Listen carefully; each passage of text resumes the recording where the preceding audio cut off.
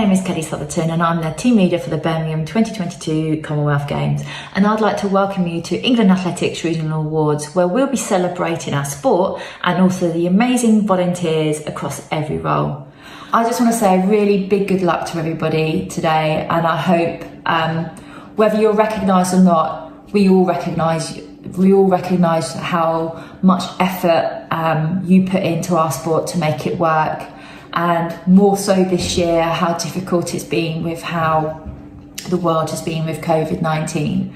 And we are truly thankful, and we obviously hope, it all gets better going forward from now. But please keep going. We need you, I need you, and hopefully we can have a great year over the next couple of years, even into 22 and every Olympics thereafter. And good luck, everybody.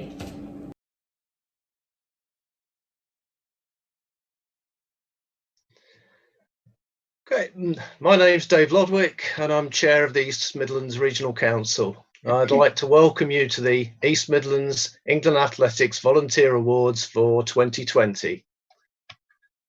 This evening's awards will be presented by members of the Regional Council, some of whom you may know. They're all deeply involved in the sport and have taken on the additional task of representing the clubs and volunteers of our region. Our sport has really shown resilience during this difficult year and showcased the talent and creativity that we have in our clubs and groups. Athletics and running can make a huge contribution to boosting mental health, and this has never been more apparent than during this pandemic. My family tell me that I volunteer a lot, but every year, reading the citations for these awards, I'm simply in awe of the level of passion and commitment that so many people show towards our sport. It's always a huge challenge to choose winners and runners-up from so many deserving candidates, and we're indebted to our colleagues in other regions for helping us with the judging process. Before we kick off with the first award, just a bit of housekeeping, just reminding people to keep on mute.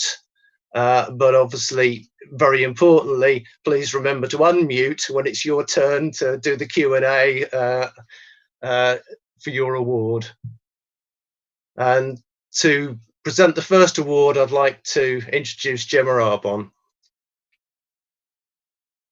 Good evening. So our first award of the evening is a newcomer. It's attributed to the unprecedented times our sport has faced in 2020.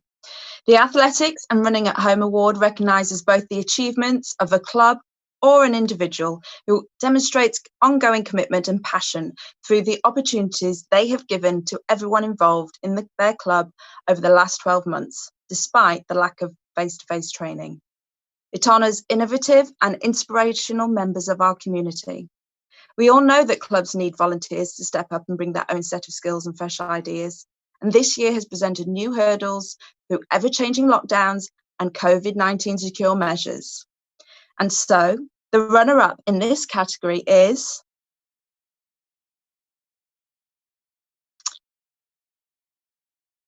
Kevin Smith of Newark Athletics Club.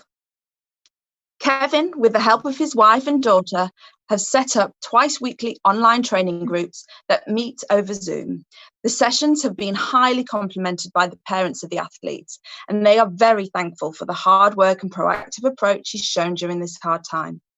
His daughter, who also takes part in the training sessions, is sometimes asked to demonstrate exercises for Kevin.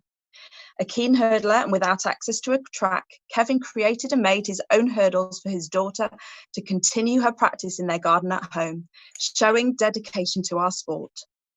During these challenging times, they have created an exemplary positive home environment and managed to retain some normality and stability for the young athletes, inspiring them to keep up training in the hardest of times. The parents of Newark AC in particular are very thankful to Kevin for all the hard work and effort himself and his family have put into their training programme over the past few months. And so we're joined by Kevin. Congratulations, Kevin. What an achievement. Thank you very much, Gemma.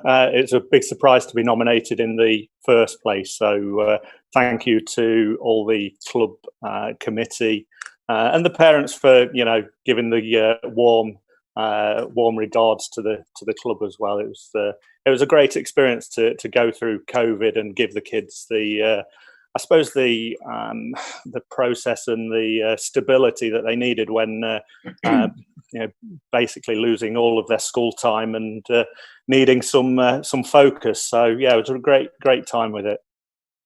Yeah, and clearly, in the words of your nominator, you're very inspiring. But what I'd like to know is what inspires you to continue what you're doing. I think for me, it's all about the kids, and COVID for me has been about the kids. Adults can go out and train generally on their own and get on with life in general, but the kids had lost all of their stability through their schooling. And my wife actually came back, and my wife's an assistant teacher, and she came back and she saw some of the kids doing Joe Wicks at school. Unfortunately, he got the gig before me, but she came back and said, "Why don't you do this with the running club?" And we set it up specifically for the children in mind, to give them that stability. And yeah, I just get great motivation out of them progressing. I mean, they were getting to a point where we were doing competitions as part of the circuit training, and there were kids doing planks for nearly hours if they wanted to. I had to stop them short to bring them back down to earth a little bit. But yeah, it was just a great experience. I get so much out of seeing them develop. Yeah, and do you think you'll keep any elements of your lockdown training into 2021? Well, we're back into lockdown training, so we're doing circuits again online. So we've commenced that. I do bring some of the circuit sessions into my regular training on track. So I generally concentrate on sprint coaching and hurdles coaching with Newark, but we always bring some of the circuits and plyometrics into that, and they were great things to push through during the first lockdown. It's been a little bit more challenging this time because we are now all indoors, and we're obviously having to do things in a far more contained environment now. So it's interesting, and to do it in a smaller space, but getting back out on track, will be great. We were fortunate with Newark to be able to be, I think, the first club back in Nottinghamshire onto track, and thanks to the YMCA who run our track to get that back open quickly. But yeah, it was great to get back and see the numbers grow again. Yeah. Is there anybody that you particularly like to thank for helping you get this award? Well, clearly my wife. She not only came back with the initial idea, but she also acts as the communication between myself and the parents, and we generally do that through WhatsApp in case there's any technical problems that we have on Zoom during the sessions. Fingers crossed. The first problem I had was last night, so I've got through about 60 sessions without any problems. My daughter has been, brilliant at being able to demonstrate all the circuit exercises before training. And again, I think a great thanks to all the kids, but also their parents, because they have to be my eyes and ears in the room or the grounds where the kids are training, because I unfortunately can't see the technicality of every circuit. So I'm requiring the parents to be my eyes and ears. And I think secretly behind the camera, I think some parents probably have been doing the circuit sessions as well. Cheeky. Oh, well, congratulations, Kevin, and Thank you very much. Hope that 2021 is just as productive for you. Let's hope so. Thanks very much for that. So now we move on to the winner of the athletics and running at home category, and it is Rushcliffe Athletics Club. So the club supported its members in an innovative way during COVID-19 lockdowns by creating the RAC COVID-19 virtual relays. The first leg of the relay began at 1919 on the 19th of March, and armed with a baton of their own choosing, a carrot and a suddenly precious toilet roll, members of the odds and the evens set off to run as far as they could in 19 minutes.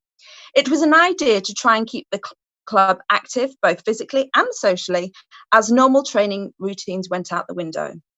The beauty of this COVID-19 virtual relay was that it provided a visible focus on the community of the club, just at a time when it might otherwise have disappeared. Every participant in the relay brought their own personality to proceedings, many running in fancy dress and a sense of fun. Updates of pictures on social media quickly became a daily feature of clubs' lives, and the distance travelled by each team soon became secondary. However, the COVID-19 virtual relay was just beginning. Before long, coaches were putting together regular training sessions for members of all ages, intervals, strength and conditioning exercises, and competitions, with the community coming together by email, Facebook, Twitter, WhatsApp, and even meeting up for Zoom training seminars. That one permitted daily exercise session was a real lifeline in a very difficult time. Rushcliffe's coaches gave 2020 a real focus and purpose, but most importantly gave their members some fun, mental and physical benefits, and the connection to a thriving, supportive club, which will hopefully last a lifetime. So just so you can get a feel of what Rushcliffe have achieved in the last year, we have a short video for you. When COVID hit the UK and training and competition had to stop, the coaches at Rushcliffe AC sprang into action. At 1919, on the 19th of March, the COVID-19 virtual relay was launched. The club was split into odds and evens, depending on their birthdays. Each day, the teams would nominate a member to run for 19 minutes and record the distance covered. They carried a baton, nominated a theme tune and posted an update with pictures on the club's Facebook page. These daily updates soon became a feature of our lives. The fun aspect quickly overtook the importance of the distance covered. We thought the relay might last a couple of weeks, but 76 days or 4 COVIDs later, we stopped, virtually reaching the Scottish borders and Calais. Then we turned around and did it all over again. So that's 5 months, 304 legs, some very fast, some less so. Some walked, biked and even swam. The relay kept the club connected, motivated, entertained and fit. It even spawned a board game and 2 Spotify playlists. Check them out. But the relay was just the beginning. The coaches also put together regular training sessions for members of all ages, schedules, intervals, strength and conditioning, HIIT exercises and competitions, with a community coming together by email, Facebook, Twitter, WhatsApp groups and even meeting up for Zoom training seminars. For RAC members, their one permitted daily exercise session was a real lifeline during a very difficult time. The coaches gave this time real focus and purpose, but most importantly gave everyone something fun to look forward to every single day. This pandemic will pass in time, but the mental and physical benefits and the connection to a thriving, supporting club will hopefully last a lifetime.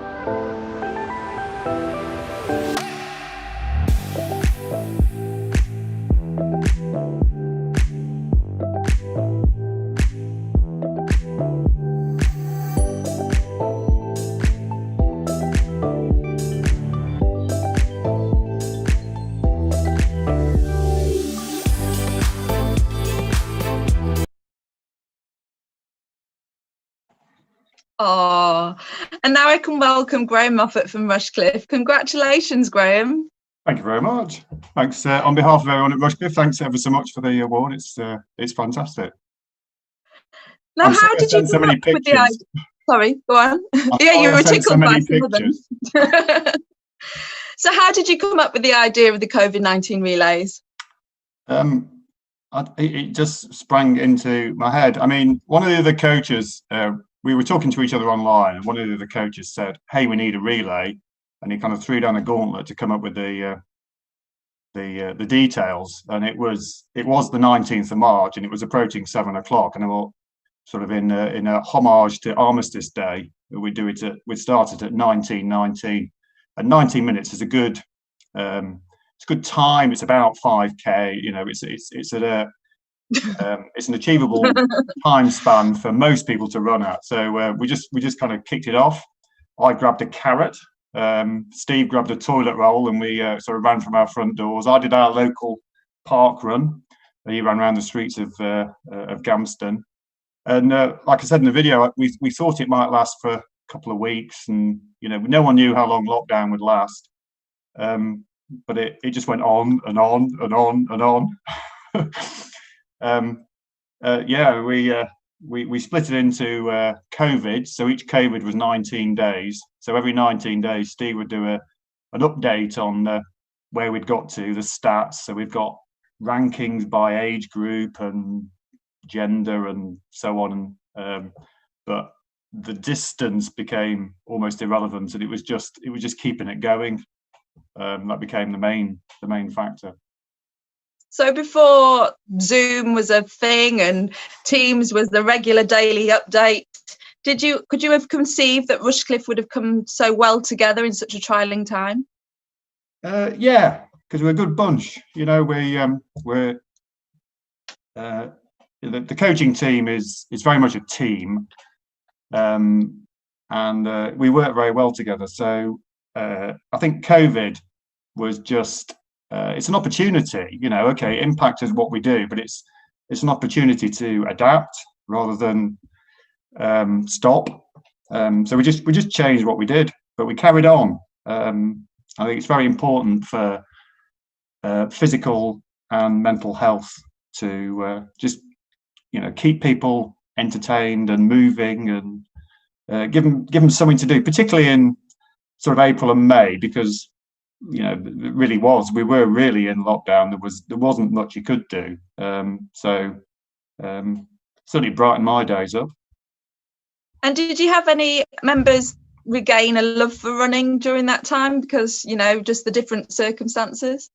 Yeah, I mean, a lot of the I'm trying to think of someone that springs to mind, but a lot of people sort of lockdown made them go out every day and do their exercise. So it's the one thing they could do. It gave them that sort of purpose, and having this sort of carrot to dangle of, hey, how far can you get? It really did spur people on, and the emphasis was on fun. So people dressed up in fancy dress. They carried comedy batons. We introduced a new rule where you nominated a song. So we've got 2 playlists that kicking around. I mean, there's hundreds and hundreds of songs on there.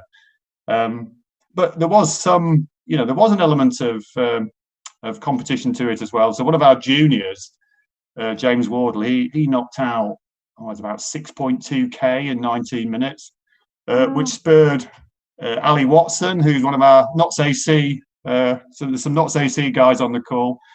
He's a parent of one of our athletes, so he got involved, and you've got a 41-year-old racing a 15-year-old to see who can cover the furthest distance. So it certainly got the competitive juices going. But at the other end, we had people. One of our officials, for instance, he walked it. Steve, the other team captain, his mum and dad, they walked it. So it covered the whole spectrum of abilities, and certainly got everybody running. Yeah, I mean, it's just lovely to see. Even from the video, there was some 45 seconds on, 15 seconds off, and it's just lovely to see that an athletics club is open to all of that, and everyone can compete, because we get to things like the cross country championships, and you think, no, you can just turn up and do it. Yeah. It's no problem. Oh, so well done. Congratulations to everybody at Rushcliffe Athletics Club. Is there anybody that you would like to thank that you mentioned, was it Stephen? Well, Steve was the team captain. Yeah, so Steve and I, every single day, we had to make sure we put a post out. So every single day we needed to schedule people, make sure they did a run, get a post out. So it became a bit of a burden, but you know, it was never troublesome. But it was something to think about every day. And of course, underneath me, you've got Tim there, who wrote the nomination. So Tim hi, Tim. He's why we're here. He wrote the nomination. He's a fantastic wordsmith.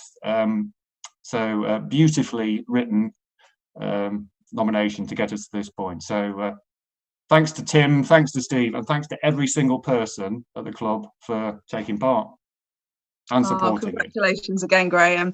It's just a fantastic achievement on such a hard year, really. So now we're going to hand back over to Dave, who's going to introduce the next category.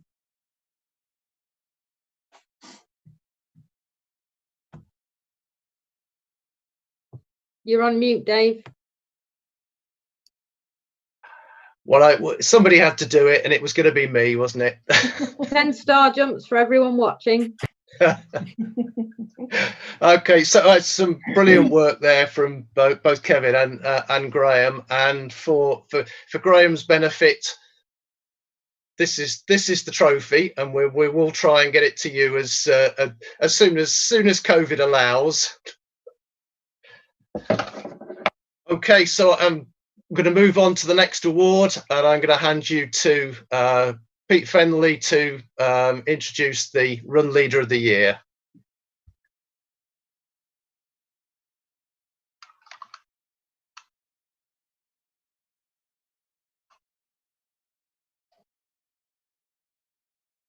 Pete, you're also on mute, so we're on 20 star jump. How's that then? I'm away, yeah? Right. Can you hear me? Yeah? Yeah. Magic, okay. Wonders of technology. Yeah, so while David's relaying that trophy to Graham, we'll carry on with the rest of the awards. The Run Leader of the Year. This award recognises an individual who has demonstrated their passion and commitment for leading within athletics and running. The runner-up in this category is Dawn Nadin.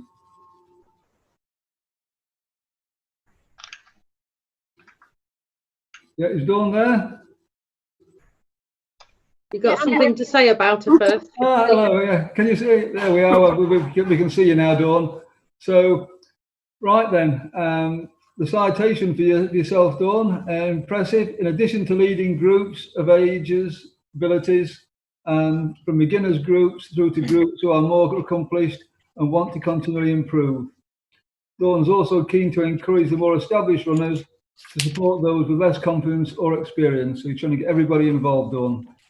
You provide targeted support where needed, often running alongside athletes to give them that vital bit of moral support and encouragement. And if you sense they are struggling, sometimes you use a little bit of humour to help them through their bad patch. You make sure that runners are supported when they enter events and do your best to get them in the right frame of mind to keep their spirits high. You encourage others to take on the run leader role, and you're keen to support them through the training and learning process. You look for innovative ways to both energise and encourage others, and you've been an inspiration through the lockdown periods. You continue to make contact with members to ensure that they're all safe and well, which is excellent. In addition to your run leader role, you also organise a wide range of social activities and charity events, and encourage all club members to donate and participate as necessary. And you certainly are a worthy winner of your award tonight, this nomination. Lovely. So, have we got any videos for Dawn? No. No video on this one.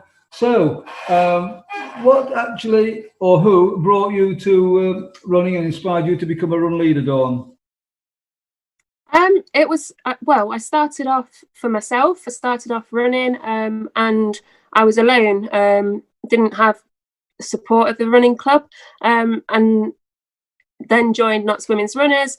Met the lovely ladies there, encouraged me to, well, you know, develop my own running technique, and you know, started to kind of take charge of the runs and say, oh, what about this run, what about that run, and then obviously went on to do the Lurf course, and beyond. So that was about 4 years ago now, and the rest is history, as I say. Well, certainly, if you've been doing that for 4 years, and this the impact of COVID has made a change to everyone's lives, really.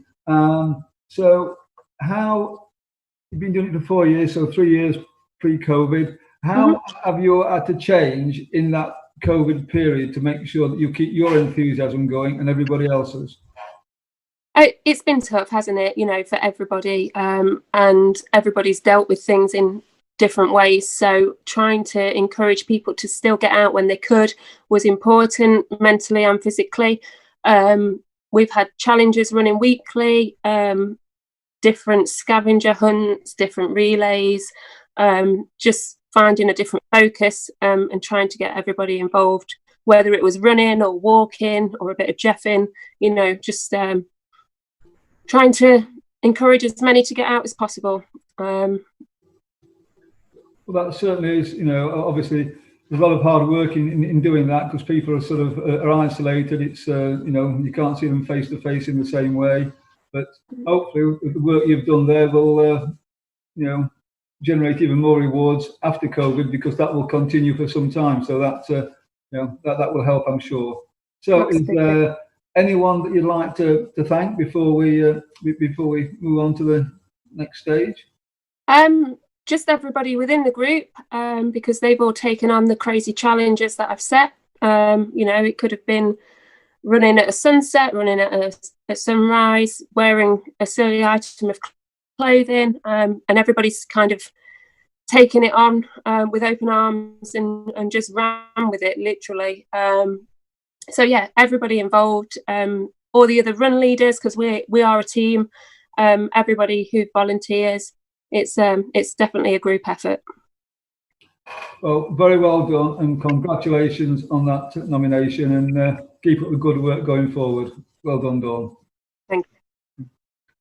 So we're now moving on to the winner in this category, and the name of the winner, Christina Cressy.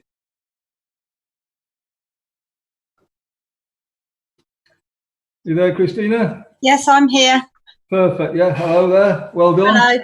So you lead improvers groups with a wide range of ability, from those who do 5K park runs with a little bit of a walk in the middle, and you've got people who run under 30 minutes. And you organise all this with infectious enthusiasm and meticulous planning, I'm told. You seek to accommodate all of your athletes or their abilities, and you use graded training sessions that are challenging but possible for all individuals. You incorporate pyramid, interval and fartlek sessions, I'm told, and these are used to enable everyone to work hard and push their limits while still feeling part of a group session. So that's definitely a good way of doing it.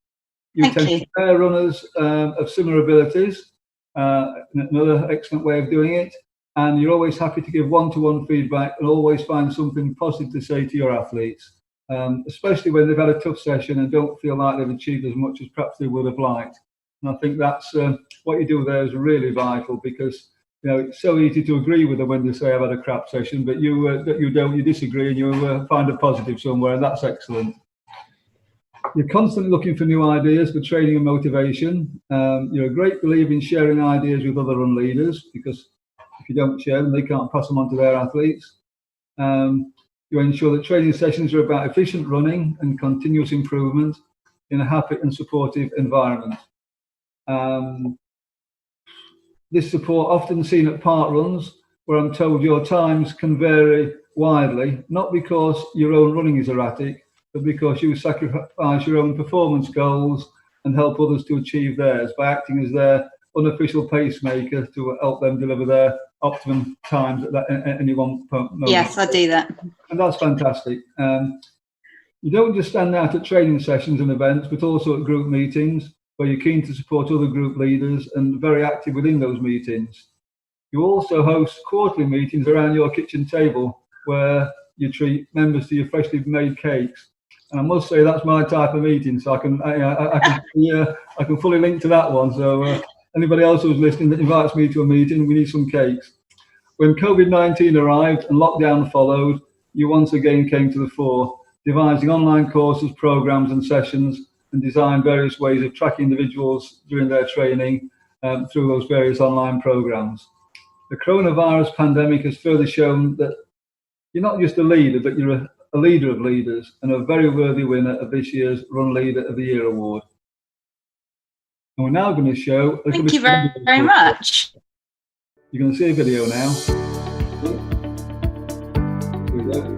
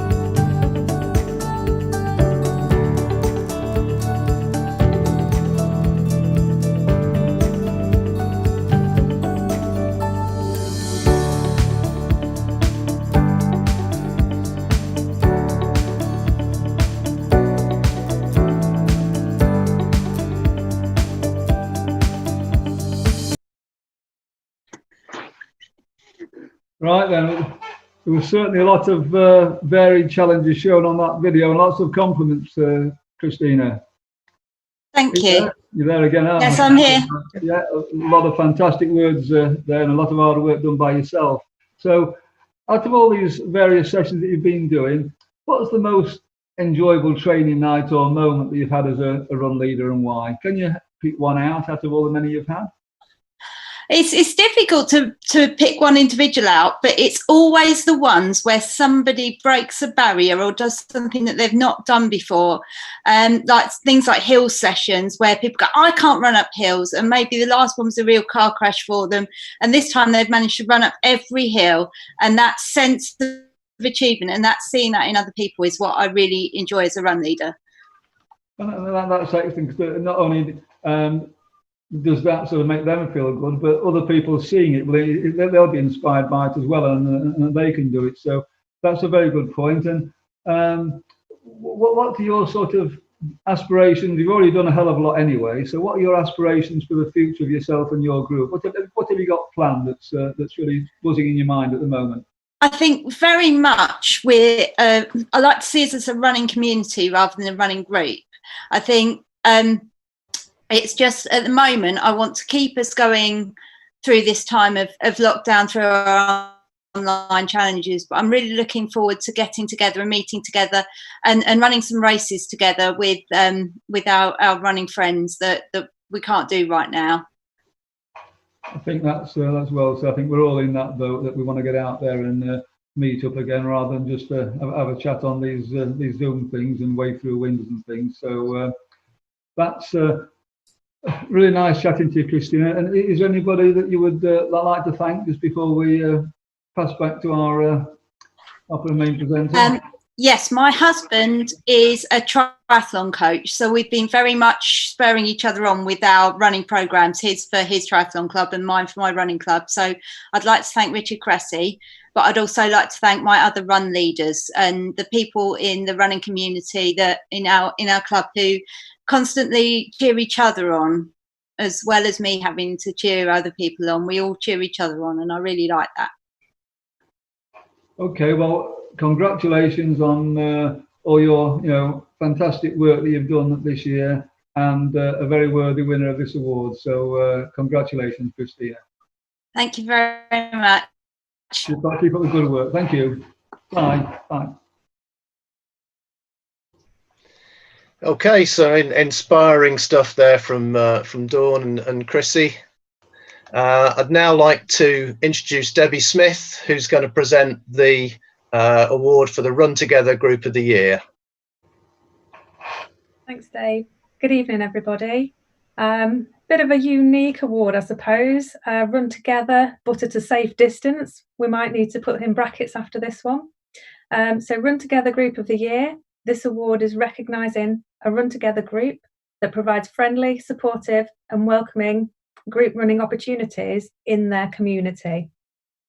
The runner-up of the Run Together Group of the Year is Abington Park Joggers. Abington Park Joggers are a friendly jogging group offering beginners 0 to 5k programs and regular improver groups for those who can already run the 5k distance. The beginners group follow a 12-week program, and the improvers do a mixture of hill sessions, sprint sessions, Farlick training and 5k runs. The group have an amazing support network and atmosphere, meaning all ages and abilities are welcome. Sessions are adapted to all and nobody is left behind. In March, Abington Park Joggers raised £110 for sport relief by arranging a fancy dress run of people turned up as swimmers, boxers, footballers, amongst other sporting outfits. This is just one example of the group spirit. Congratulations on runner-up of the Run Together Group of the Year award, Abington Park Joggers. I'd like to welcome Sharon. Sharon? I'm here, can you hear me? Hi, Sharon. Hi. Well done on runner-up. Thank you. Just a couple of questions for you. You were established in 2017, which was very, very recent for for some of the groups. Could you tell us a little bit about how you've evolved since then? Yeah, I mean we've grown considerably. We've over the years we've got more and more people involved. We've got more people coming on as leaders, assistant leaders. We've increased. We go from our beginners group, which it started out as, and we then went into improvers, where when they finished their couch to 5k, we then moved up to the sort of improvers to try and keep them into the group and give them something to work onto, which of course, as you've heard, Christina is been leading that group. We then have since then we've gone on to an advances group, so that means for those that are a bit faster. So again, we have leaders within each group, and we also introduced our run walk group, which I lead with other leaders, and that's just for those that were struggling, that found they needed to walk, and there's no pressure, and we have some that just want to walk, some that just walk, run, and then they come back, and it's just a group, and it's a bit of a social for people to talk how they're feeling. You know, somebody's a bit down, we say, are you okay? You know, we sit and listen. We've all qualified in our mental health first aid training, so we're there much for our members as everything else. And it's really good. That sounds fantastic. Yeah, and we just and we do that as well with each other. You know, since particularly this year when COVID hit. We always, as Christina said, we support each other. We check on each other to make sure that everybody's okay. How's everyone feeling? Support each other, and also our runners and our members of our group. As Christina said, we just post things. We make sure people are okay, and we encourage people to get out there and just to do something for their mental well-being as well. Fabulous. And I love the fact that you're raising money for Sport Relief by everybody's dressing up. Do you want to tell everybody what your fancy dress was, and have you got any fancy dress planned in the future? Yes, I actually, do you know, I quite actually remember what I did because it seems so long ago now. But you know, we do try and raise funds for things, and currently we haven't got anything planned at the moment because obviously at the moment everything is sort of put on hold and we're doing it all virtually. But you know, we haven't had our meetings where we're sat around Christina's table eating snacks to come up with these wacky ideas of fundraising. But we do support our local park run, Northampton Park Run, which is our closest park run, and we'll always get involved in the fundraising that they're doing as well. So if they're asking for contributions for the food bank, we make sure our members contribute and things like that. So we will have some plans in the future, but you know, it's all, you know, up at the moment. So yeah. Great, fabulous. And is there anyone that you want to thank? I think it's just thanking all the leaders within the group for supporting each other, reaching out to each other, and all our members for their support and their understanding through this hard time where we haven't been able to do things as normal, and the fact that they've just taken on all the challenges that Christina set, and the group, as you know, does bars and everyone's just congratulates each other and tells them well done, and I just think that's marvellous, and it's just thanking everyone for their continued support, really. Wonderful. Thanks very much, Sharon. Okay, thank you. Okay, thank you. We're going to move on now to the winner of the Run Together Group of the Year, and this is Squirrels Running Group. Squirrels is a community running group based in the village of Broughton Astley in Leicestershire, catering for beginners through to more established runners. The group prides itself on being all-inclusive and encouraging to all runners, regardless of age, gender, sexuality or ability. They have grown and now have 85 regular runners, with the average attendance on a run night being 50. Squirrels is run by a group of 7 volunteer run leaders and has just recruited 4 new leaders to cope with the growth. Through running, they have helped so many in the community, from saving marriages, weight loss, postnatal depression, running annual Couch to 5K, youth groups, and now a cycling offshoot. Not sure how we feel about cycling. The emphasis of the group on inclusiveness rather than competitiveness with this demographic mainly begins. I'll start that one again, sorry. The emphasis of the group is on inclusiveness rather than competitiveness, with the demographic mainly being 35 to 55. Squirrels is like a family, and running is only a small part of what they do for their community. It has supported members through weight loss programs, provided a safe place for people to talk and improve their mental health, as well as support through significant illnesses such as cancer treatment. They ensure all of their runners, regardless of ability, run and mix together, creating a welcoming environment for everyone to enjoy their running. During lockdown, they have maintained a level of virtual activity to keep people motivated during a challenging time. The group is hugely LGBT friendly, with 2 of the leaders being LGBT and several other runners being LGBT too. Sexuality has never been an issue in the group as a whole, and is the most open and welcoming any runner could wish for outside of an all LGBT group. Congratulations to Squirrels Running Group on a well-deserved Run Together Group of the Year award, and here is a quick video. Hiya, my name's Saran and I've been running with Squirrels now for just over 3 years. The club is absolutely amazing. It doesn't matter what pace you want to run at, what distance you want to do, whether you're a complete beginner or you've been running for years. There's always somebody there to support you. I've never been healthier and fitter, mentally and physically, as I am now. It's an amazing club. Go Squirrels! What's so great about Squirrels? Honestly, everything. I used to be one of those people that used to drive by runners and think, what an idiot. And now I am proud to say that I am one of those idiots, and it's all thanks to squirrels. I've been running with them since January last year, 2019, when I joined their Couch to 5K programme, and since then I've gone on to this September complete my first 10 miler. Honestly, the sense of community and support that comes with squirrels is immense. I honestly wouldn't have gotten where I am now without my squirrels family.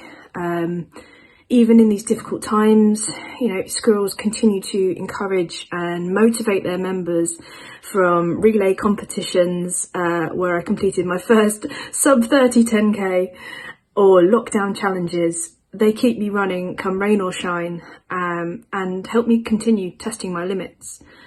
How they've helped me, I'm a long-term sufferer of anxiety and depression, and I can hand on heart say that squirrels have saved me more than once. And not only have I reaped the benefits of running, but the run leaders at Squirrels have helped me overcome so much, and they deserve so much for this alone, and truly need the recognition for helping their members with more than just their running. So thank you, Squirrels, and yeah, the personalised running gear is pretty good too. I like being a squirrel because I meet new friends that like to run. I like being a squirrel because I run with my family. Thank you, squirrels! Hi, I'm William. I'm 9 years old. I've been running with squirrels for 2 years now.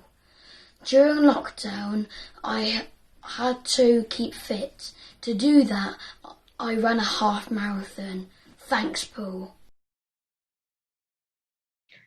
Fantastic. Congratulations, Squirrels, and welcome to Paul Graham. That's made me quite emotional watching that, actually. Great, isn't it, these little videos? Yeah. Just a couple of questions for you then. I've had a little once through on your Facebook profile for the Squirrels group, and I saw that you did some GPS art, or a GPS art challenge. Do you want to tell us a little bit about that? Well, we obviously did all our first round lockdown activity, and that was very much just orientated around sort of family and getting people sort of doing things in their own home and finding innovative ways to keep fit. Second time round, we did a 4-week challenge, and actually the GPS art challenge was inspired by two of our ladies that drew flowers on the school field the first time round. So we sort of set that for everybody, but we've been trying to do things to keep everybody encouraged running each week, and doing different challenges just to keep the moods high and to keep the enthusiasm there, because it's lonely for people, some particularly the ones who are sort of single, live at home and don't have the opportunity to socialise, and that's obviously what we cater for quite a lot, and yeah, it's been great to sort of have that interaction with people. Great, fabulous. And are there any other virtual activities you're planning? Anything in the pipeline, or is it all top secret? Oh, we have. Well, we're just coming into the last week of our 4-week challenge, which is the long one, so to speak, which is obviously you've got to do a long run with an animal hunt and find a picture of your animal. But then we've got a new one that launches on the 1st of December, which is festive themed. I will say no more at this moment in time because we haven't launched it yet. But don't want to spoil it. It runs. Put it this way: it runs on the length of Advent. Okay. Okay, wonderful. Thank you very much. Is there anybody you would like to thank, or anything else you would like to? I think for us, we couldn't do it without our members and the people within our village and my fellow leaders. There's 11 of us now. I mean, it started off as a small group. We've recruited 4 new ones this year, and we've got 1 already on a course and 3 waiting to take. And yeah, we just keep going from strength to strength. But all the time, it just comes back to the people within our community who are always supportive and supportive of each other. And I think that is, and you're often when you're out on runs and you hear people and chatting away, and some of the things that were mentioned in some of those VTs were really touching on where people in the community sort of taught together and actually allowed to everything outside of running as well. Yeah, it's a great support network. You can just see that through the video and the write-ups that we received about you. So congratulations, Paul. Congratulations to Squirrels. And I'm going to pass back now to David.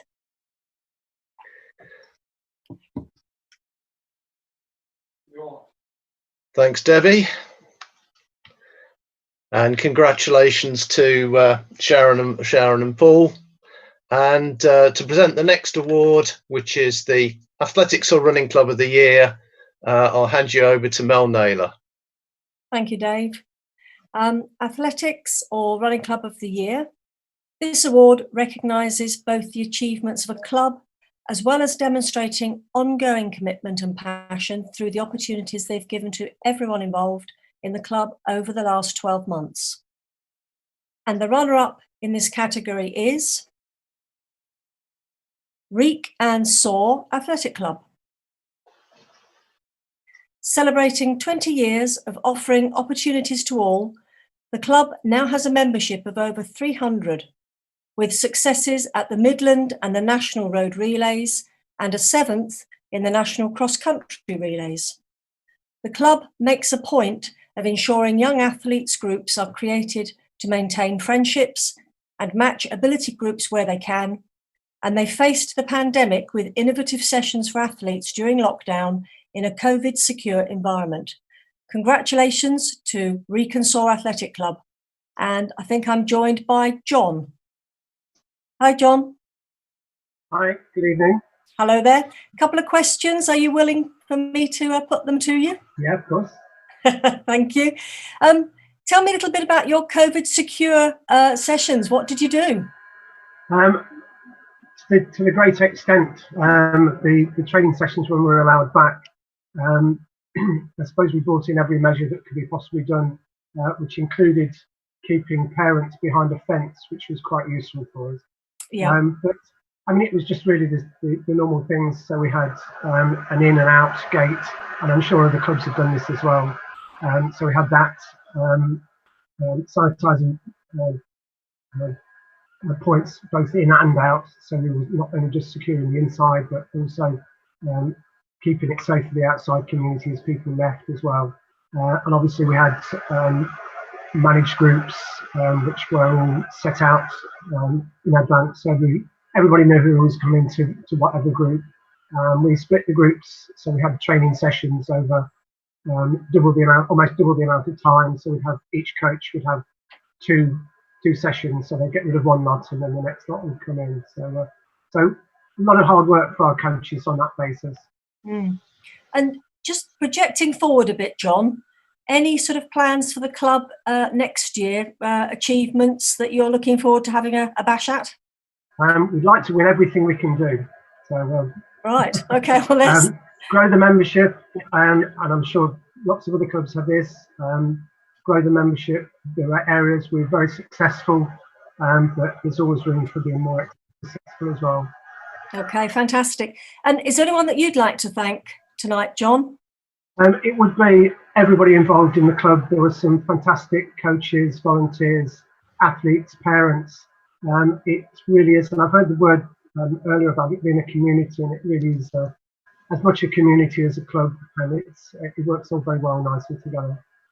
Oh, well, thank you very much for your time, John, and congratulations on being runners-up. Well done. Thank you. Okay. I will now move on to announce the winner in this category, which is Notts Women Runners. And with their motto of no one left behind, Notts Women Runners is demonstrably a club accessible to all, regardless of age, skill or speed, with 21 subgroups running a free beginner's introduction and runs that are inclusive and very sociable.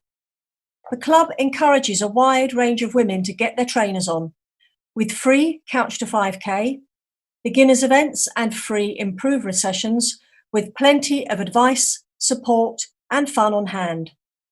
They have also, hot off the press, just passed the 5 million metres mark on the weekly 30 challenge, which is 2 million more than any other group so far. So congratulations to Nottingham Women's Runners. And now we do have a short video featuring our winners.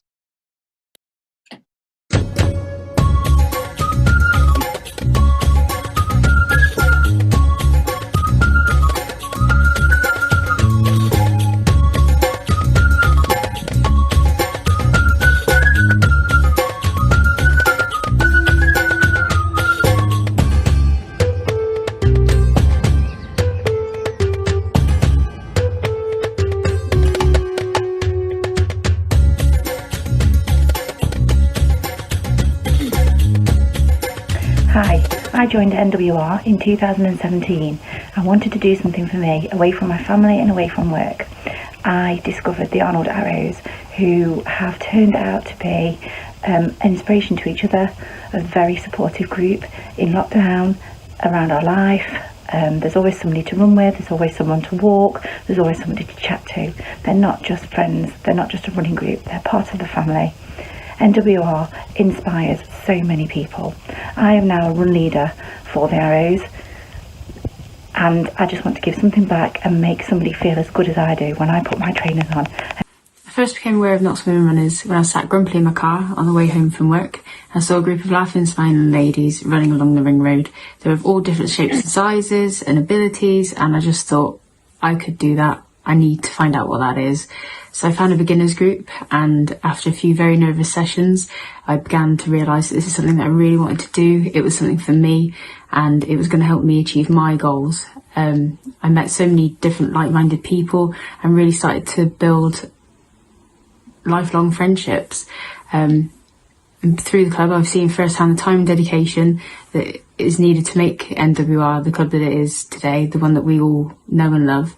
We wouldn't have the club if it wasn't for the amazing run leaders, the coaches and the committee members, all the volunteers that put in the time to help the club run. But it's also the ladies that turn up to every run, that wave the pom-poms at graduation runs, that cheer on every man and his dog at park runs and at different events, that really make NWR what it is. Really, my running club has been like the biggest, warmest hug. It's the most supportive, inclusive and inspiring community that you could ever hope to find, and will help you believe that you're capable of so much more than you ever thought you could be.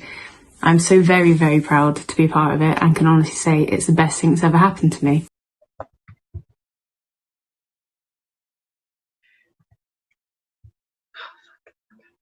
Hi, Heather. Hi, you're right. Yes, just really inspiring. It looks a lot of fun. And I'm just wondering what keeps the fun going during the tough times. To be honest, through COVID and everything like that, it's been the run leaders. They've been absolutely amazing. We couldn't have kept the club running if it wasn't for them. They've been so supportive of everybody. They have been posting constantly to keep people interacted on our Facebook group and to really just sort of like keep what we call the purple spirit alive. It's just been absolutely fantastic to see, and yeah, their interaction with all of our members has been wonderful. They're the reason that we're still able to operate, really. So how long have you been going? As a club, sort of just over 6 years now. So we've got quite a bit of a legacy. But yeah, the run leaders throughout that have been fantastic. As well, the members have been, they really make the club what it is. They're just fantastic. So if you were going to sum up the club in one word, I'm putting you on the spot a little bit. What would you say? A family, I think. Because it just really is everything that word sort of implies. It's supportive, and it lifts people up, and it really is. It's just a massive family. Brilliant. Well, is there anyone that you want to say thank you to? All of the runners that are involved in the club, everybody that turns up to the sessions before COVID, everybody that has continued to support the club throughout the situation as it is, all of the volunteers, so the run leaders, the coaches and the committee members, everybody that's put their time into making the club what it is and making sure that it's survived these really unprecedented times, really. Yeah, just thank you to everybody. Testament to you all that you've won this award in such a short space of your history. So fantastic. Well done, and congratulations to everybody. Thank you very much. And I would now pass back to Dave. Okay, brilliant work there from John and Heather. I'm going to pass over to Jane Pigeon to present the next two awards. That's Coach of the Year and Official of the Year.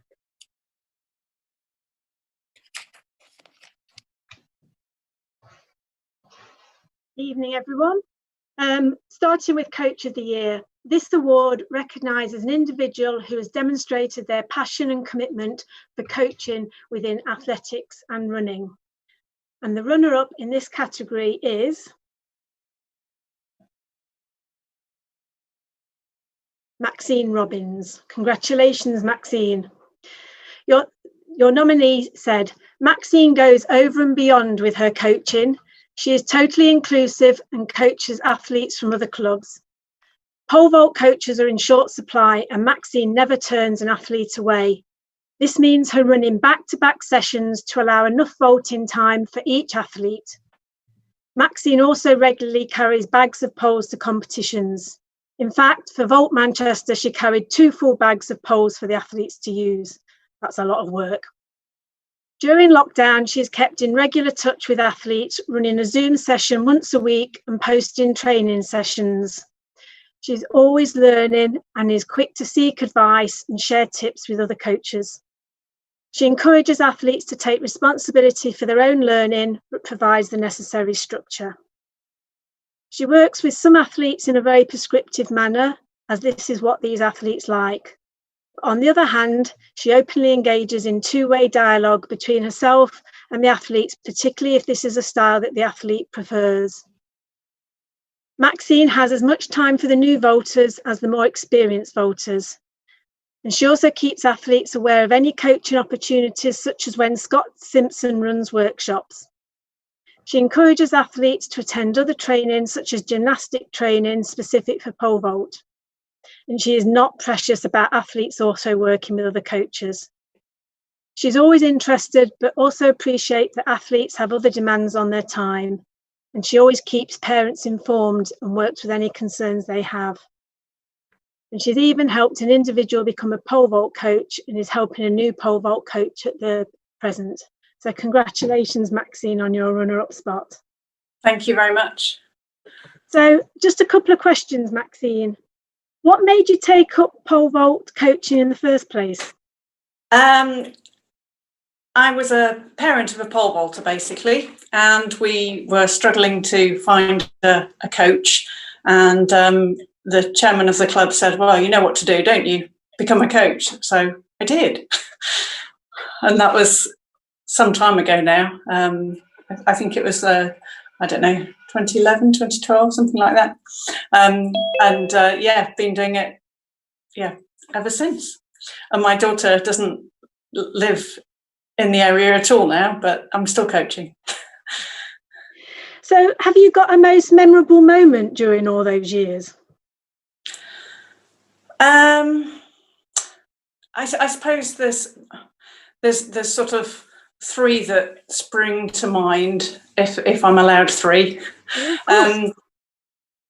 One I suppose is getting my first English schools winner, and followed the following year by another one, and then very proud to represent England athletics with in the Manchester International, not this year but last year.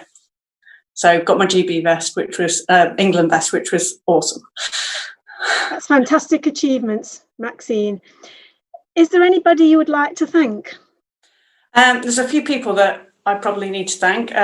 First of all, my family. They put up with me disappearing off all over the place and having poles all over the place as well. And also, they know that it's not worth asking me if we can go on holiday during the athletic season. It just doesn't happen. So that's one thing. Also, my other family, which is my pole vault family, and that includes sort of fellow coaches as well that have taught me so much along the way. But my parents and the athletes themselves, because they're the ones that I do. They allow me to do what I love doing. So that's really important. And also, I'm associated with Notts AC, and they are so super supportive and allow me to order poles that are obviously very expensive and all the rest of it. So those are the people that are so important. Thank you very much, Maxine, and congratulations on being runner-up. Thank you. So the winner in this category is Jonathan Wayne. So his nominator said that he started life as a coach in the reception group, but has excelled since specialising in throws. Initially, there were 2 throws coaches in the club, and Joe was concentrating on shot and discus. However, the other coach retired, which led to Joe stepping up, taking all the throwers in all disciplines. In addition to coaching on the 2 club nights, he's also been leading sessions elsewhere at weekends. Joe has also created his own throws group Facebook page to keep in touch with his athletes and share ideas with them. He has been open to other athletes joining his group. He is organised and has his sessions planned out in advance of delivery, so the athletes he coaches know which disciplines he will be coaching on which days. He makes this available to other coaches to ensure that the cage, circle, runway, etc. are not used by the other coaches. He encourages the athletes he coaches and is continually trying to improve his knowledge to better serve the athletes he coaches. And he has attended a number of England Athletics regional coach/athlete training days and attends all the Valhalla Throws Academy events, for which he encourages the athletes he coaches to attend with him. He is keen to attend competition with the athletes he coaches to ensure that they can perform to their best and to understand how they are able to cope with the demands of competition. He has encouraged the athletes he coaches to enter open and regional events, as well as supporting the club at matches. During lockdown, he has shared sessions with the athletes he coaches so that they continue to train and indeed compete through the Valhalla virtual shot put competition. Keen to ensure that the athletes had access to shots, he contacted the club to ask for subsidies for personal implements, which was agreed. Since specialising as a throws coach, Joe has maintained good communications with the group. He works with other coaches in other disciplines to ensure that athletes who train with more than just his group are at the right sessions with the appropriate coaches. He has supported additional sessions run by the club by bringing the athletes he normally coaches to them and by taking new athletes for ad hoc sessions to relieve the pressure on other coaches in teaching a new event. He arranged for a mentor to come to the club on a non-training night to deliver throws sessions, and he liaises with other coaches at the club to give them the opportunity to attend and then organise the sessions around their availability. This led to 4 other coaches being able to attend the sessions. Congratulations, Jonathan. There is now just a short video for you.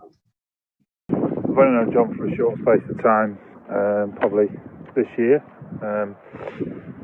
Probably been one of the most positive, enthusiastic, helpful, leave no stone unturned people that I've ever met. Very rare commodity at the moment, especially in the current climate and in athletics, with the way he is, the relatability of him, and just generally his whole philosophy and idea of coaching and helping people, which is great. I think for me, being a mature athlete, should we say, a masters athlete, it's often hard to be accepted or be taken seriously by some coaches, which I understand. So it's really refreshing to and his attitude towards me was, they're your throws, you want them, I'm here to help you. He's done a lot of work with Paul Wilson, and he's just a sponge really. He's constantly learning, as he would say himself. He's built a massive positive influence in Derbyshire and Chesterfield, and further afield, as I'm about 2 or 3 hours from where he lives.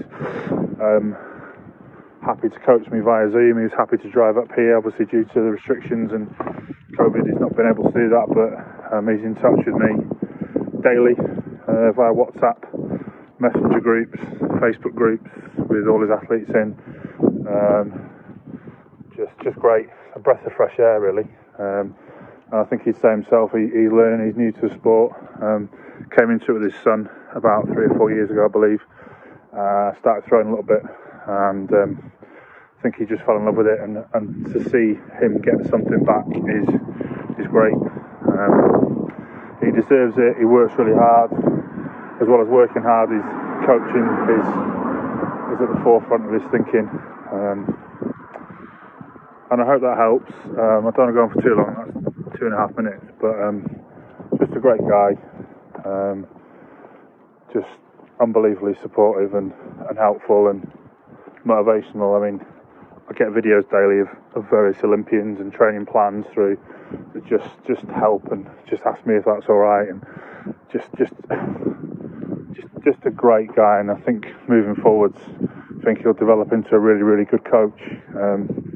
His aptitude and ability to listen and to understand and then sort of take it away and then put it onto the athlete is second to none.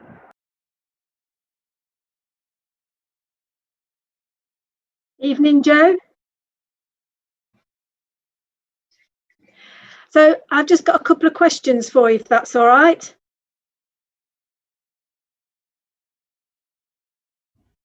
Don't know whether anyone else can hear him, but I'll ask the question anyway. Yeah, we can't hear you, Jonathan. Do you want to just try that again? You might need to be nearer your microphone because you are unmuted.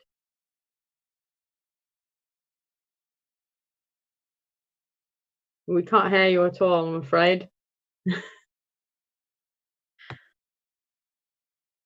I'll ask the question and see if we can get an answer. So, Joe, you started in the sort of development group. What made you decide to take hook throws coaching?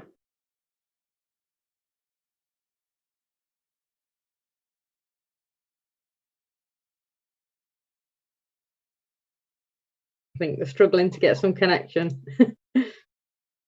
We'll just give him another few seconds. If not, we'll have to move on. Move on. Okay.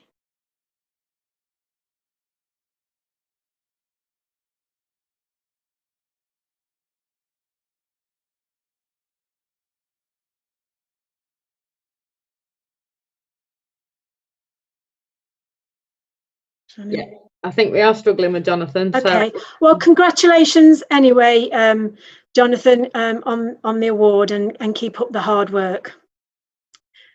Moving on, I would like to now nominate the Official of the Year. And this award recognises an enthusiastic official who makes a brilliant contribution to athletics in their local area, club or region. And I work a lot with this person, and I'm delighted to announce that the winner in this category is Wendy Kane. So her nominator said, Wendy is the perfect official. She makes you feel welcome at the start line. She calmly and clearly gives instructions, putting nervous competitors at ease. And she always does this with a smile on her face and even cracks the occasional joke. Wendy makes athletics happen, but also makes it fun.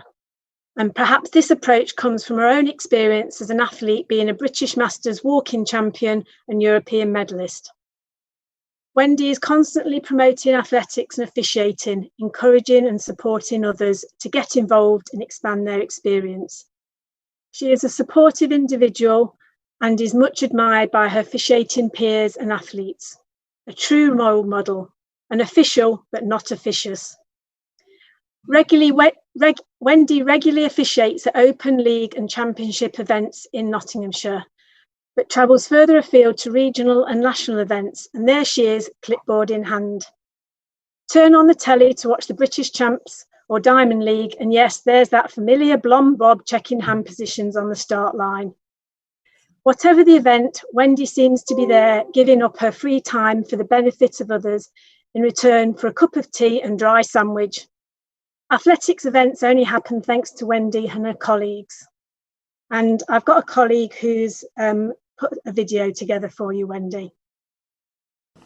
First time I met Wendy Kane was Derbyshire and Nottinghamshire County Championships a few yeus ago, when she was the chief starter's assistant. And she was it gives you a measure of how Wendy likes things just so, is that she had us practicing for about half an hour before the start of the champs. So we all stepped back in unison when the race was ready to go. Essentially, she she had an 18-stone prop forward and 2 senior citizens working through a choreographed dance routine just to make sure that we all step back in time. But that gives you an idea of the sort of person Wendy is and how particular she is about certain things. But it worked really well. So fair play to Wendy.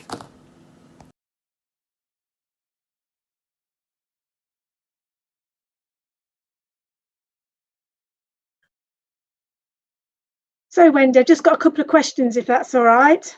Of course it is. So my first question is, what made you start officiating? Oh, right. This goes back a long, long way. For those people who don't know, well, when I was a youngster, as a family, we used to go and watch athletics. We used to go and watch Great Britain v USA at Cosford, at the indoor arena. That was a big family occasion, and at Alexander Stadium. So we were was always interested in athletics. I race walked as a youngster at school. And then I went to work, and I started to work and took up a career in youth work. And I started working for an organisation some of you may have heard of called the Boys Brigade.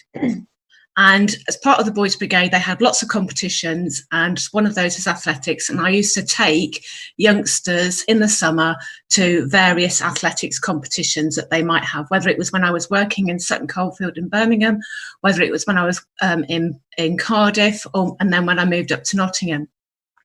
And through that, I just got more and more involved. And I remember going to Nottingham to Harveyhaven, and it was the Nottingham Championships, and Jack Walters was there. Some of you will remember Jack, and he was there with his stopwatch, and I was asked to go and help out timekeeping because as volunteers and that we needed extra people. So there were some NOTS 3A's officials. In fact, Jane, you may well have been there on that day. I can't remember because it was just a few years before I got to know you. But I went down and I started to do timekeeping with Jack, and Jack always remembered that occasion because it was a very, very hot sunny day. And those of you who know me well know that I've also got quite fair skin, and that day I got very burnt, very red, and I resembled a lobster. And he always used to recall it each year. Do you remember, Wendy, the first time I met you? And anyway, that enthusiasm from Jack, and he said to me, "You're a really good timekeeper, you do well at this." So I just continued each year going along to the BB Championships, and with us, you know, he'd give me a stopwatch and I would do that. And then some other people in the BB got to realise that I was passionate about athletics and I loved it. And they asked me to be involved in the planning and organisation of the BB competitions in Nottingham. And Bill Ferguson, who was part of NOTS AC, was one of those people. So I said, yeah, okay. I was that token young person at the time. I'm far from young now, but at the time I was that token young person, I think, thinking, you know, somebody's got to take this on in the future. And I got involved in that. And then I got asked to run athletics for the BB in England, which I took on as well. And I realised at that point that I needed to have a greater knowledge of the athletic disciplines and more than just timekeeping. So I then, part of the reason why I joined NOTS was partly for that, but also because I wanted to run better and stuff. And it was through that really that I got more and more involved in my officiating. And I think it got to 2012 when I got selected as a games maker for the Olympics. I was working in the cool room as an athlete steward, and I had an absolute time of my life with the likes of Colin Palmer. Yes, we got up to mischief in there. Colin was timekeeper and an athlete in my training group at NOTS. We had a great time, and with Gwen Hines as well. And it was that point that I realised that I wanted to get more and more involved in officiating. I was doing a lot, even up to 2012, but I wanted to do more, and I wanted to work higher up the ladder and have that opportunity to officiate at national meetings and international meetings. I changed my discipline because although I was a reasonable timekeeper, I was never going to be good enough. And I also didn't really enjoy it. And that was no disrespect to any timekeepers that are listening or watching, but it wasn't my favourite discipline. I love the cool room. And I wanted to get more involved in that. And I enjoyed working with the athletes. I enjoyed the banter, the face-to-face stuff. And people said to me, you would make a good starter's assistant. And that's where the starter's assistant stuff started really in 2012 when I went on my course. And then I've progressed since. So one last question, Wendy, is what is your favourite memory of officiating? Like Maxine, I've probably got a few. I was very privileged in 2017 to be selected to be the post-event manager at the London World Championships, and I'd never worked at an international before, so that was my first international. It was a real privilege. You know, I got sort of little manager's job, and it was just fab. And you get to meet all the athletes, you get to deal with them when they're throwing up, and you know, and you see their happy times and you see their sad times, and it's nice to be part of that. So that would be one. I think another highlight was I went over to the Gold Coast for the Commonwealth Games. And when I was, just before I went out there, I was told that I was going to be the team leader for the blocks and the lane marking crew, which I'd done a couple of times down in London, not as team leader, I'd been part of teams, but they'd seen that I'd done that over in London, and I thought they would just appoint somebody from Australia to do that job, one of their local people. But I think because they knew I'd got that background and the starter's assistant background, they took me on for that, and I had a great time. Fantastic team, officials there were wonderful, and it was just amazing. So that would be second. And I think the other one, at the time I wasn't quite sure, but I think probably was a bit of a highlight. You form great friends with the athletes, and some of those friendships last for a long time. And a while ago, a few years ago, I got a phone call one night from a gentleman that some of you will have heard of, a sprinter from St Kitts and Nevis. And I knew Kim Collins, I knew him well. We often chatted at meetings, we always had a lot of banter.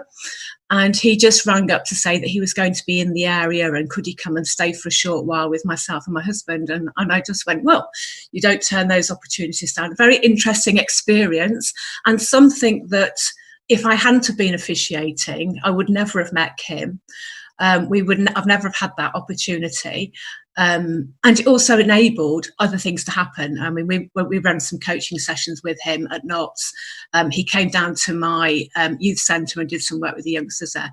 So those are possibly my highlights. But there's so many. James has said it. I love officiating, and there's lots of things but I think they're my main.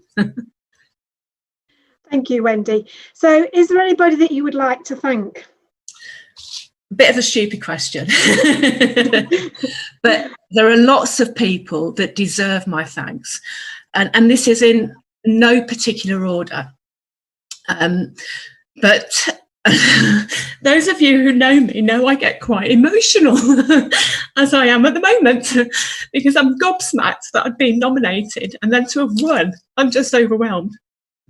But thank you, Graham, for that nomination. You're fab, and you always make me smile at meetings, and you always make me laugh. So thank you for that.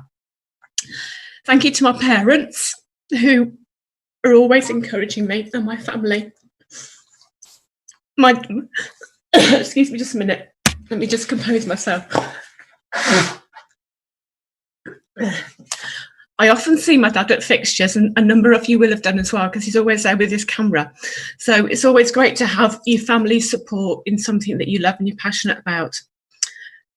Stuart Paul is my track and field mentor, and he puts up with a lot. He tolerates me, although I have to put up with a lot from him as well. So he's been a great asset to my officiating, as has Mary Hodges, who's my endurance mentor as well. There's lots of all the officials that I've worked with. I mean, they've just been brilliant. There's lots of people who've supported me. They've encouraged me.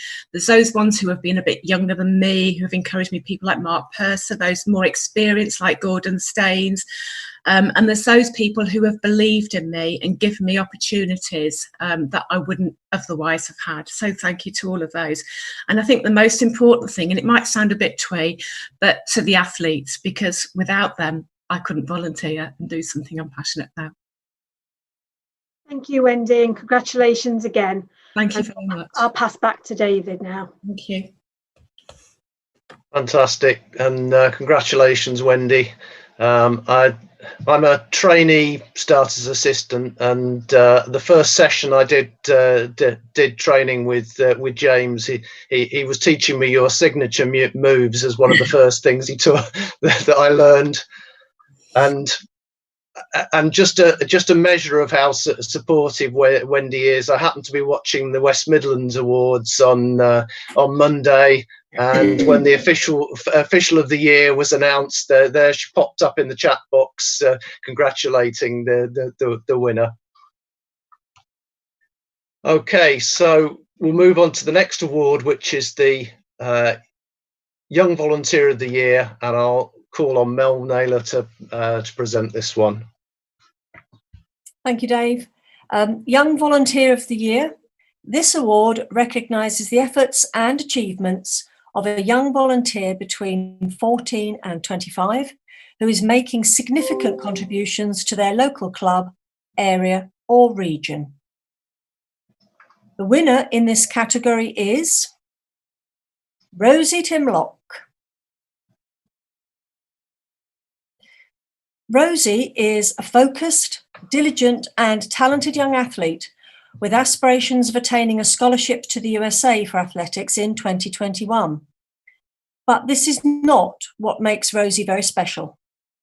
In 2019, she became an official for her club. She also took on an announcer's role at various school events, as well as helping to set them up, and was often at venues from 7 in the morning until very late in the afternoon, supporting the event and making sure the timetable ran smoothly.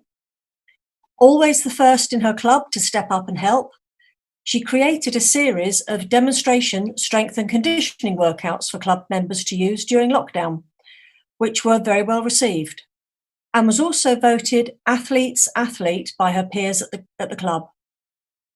Rosie intends to continue and expand her volunteering over the next 12 months until she hopefully takes her scholarship to America in autumn 2021. America's gain will obviously be our loss. So congratulations, Rosie. And now we do have a short montage featuring Rosie's supporters. I don't think there's been one Press World cross-country race that I've been to, and I've had both my daughters go through the whole process as a junior pupil, where she hasn't actually haired and been there in rain, snow, ice, sleet, commentating as well, but more importantly, just hairing, doing the race. And let's face it, there's 6 or 7 races, sometimes more, and she'll be in there hairing, encouraging and being there with people, volunteering to do that. Amazing attributes to her personality. She tends to take the lead for the warm-up drills. She tends to get the girls really fired up and into them, and tries to make them fun, so everybody really works hard before they go into the sessions. I think that's a very big attribute of her personality. Yeah, brilliant leader. Well done for your nomination, Rosie. You are really deserving of this award because of the hard work and enthusiasm you put into your volunteering and sport. Over the years that I have been your teammate, I have seen your dedication and perseverance, as well as your vibrant character showing through in your running and volunteering. Good luck! Rosie's just fabulous to have around. She's so committed, she's so dedicated to her own training, but she's really supportive of others as well. She started commentating on some of the races that we do, some of the races that we hold, and to do this, especially for the first one, she researched every single runner in that race.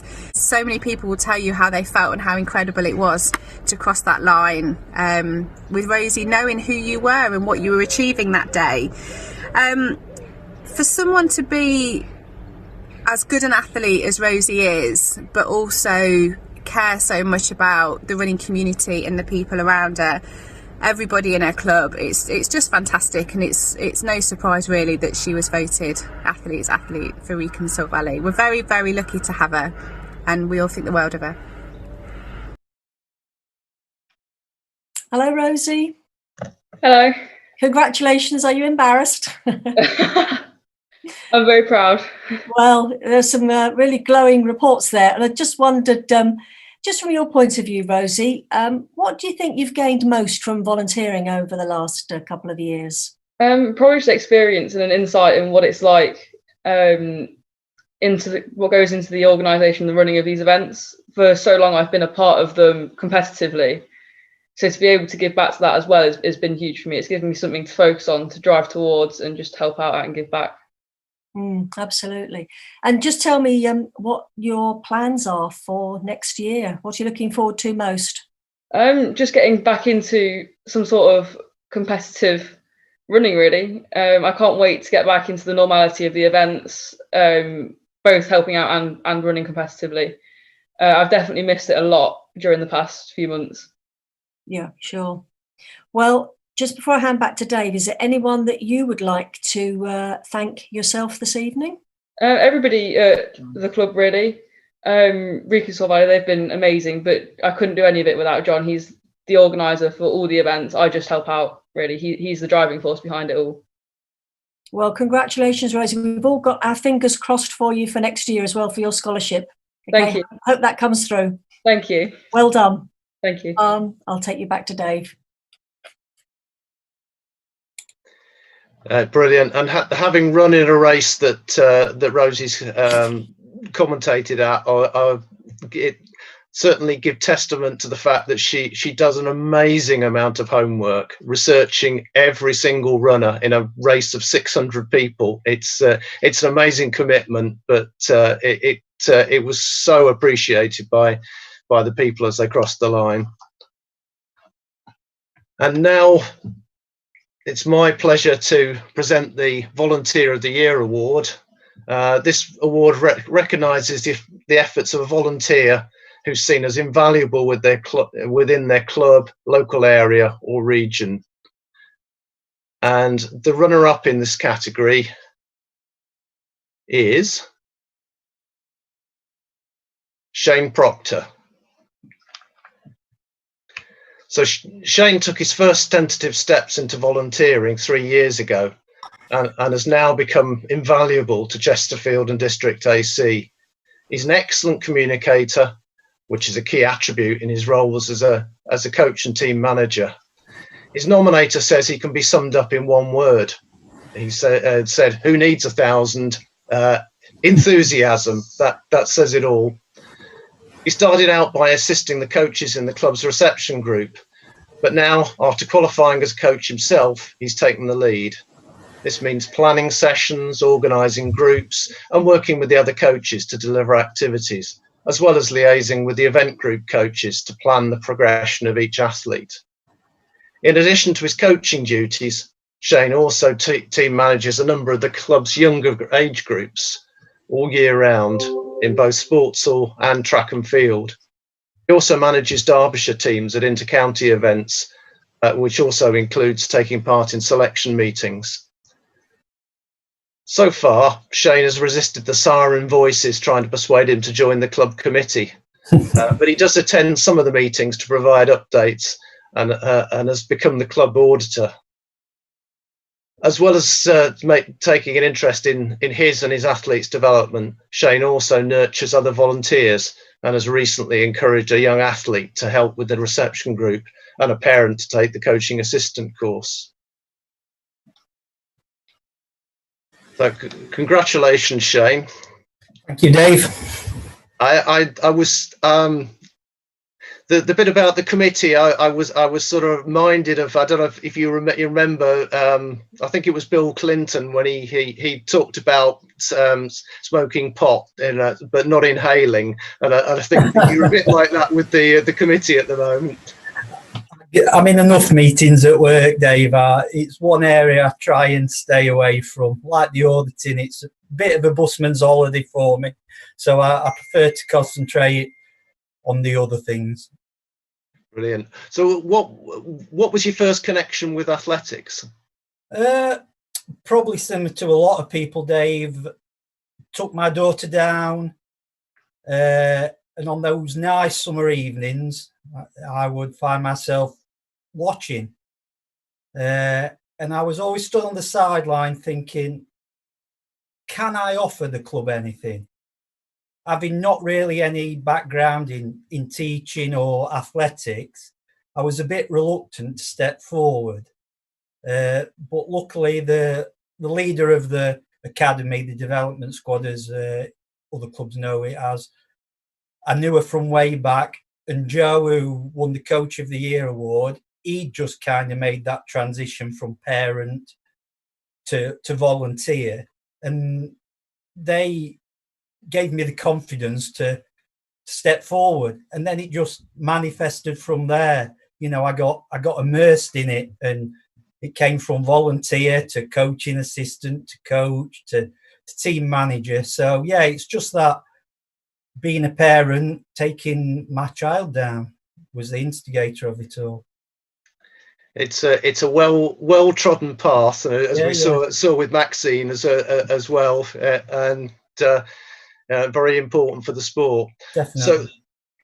So you've achieved a lot in the last 3 years, but do you have plans or ambitions for the future, or for yourself or for the club?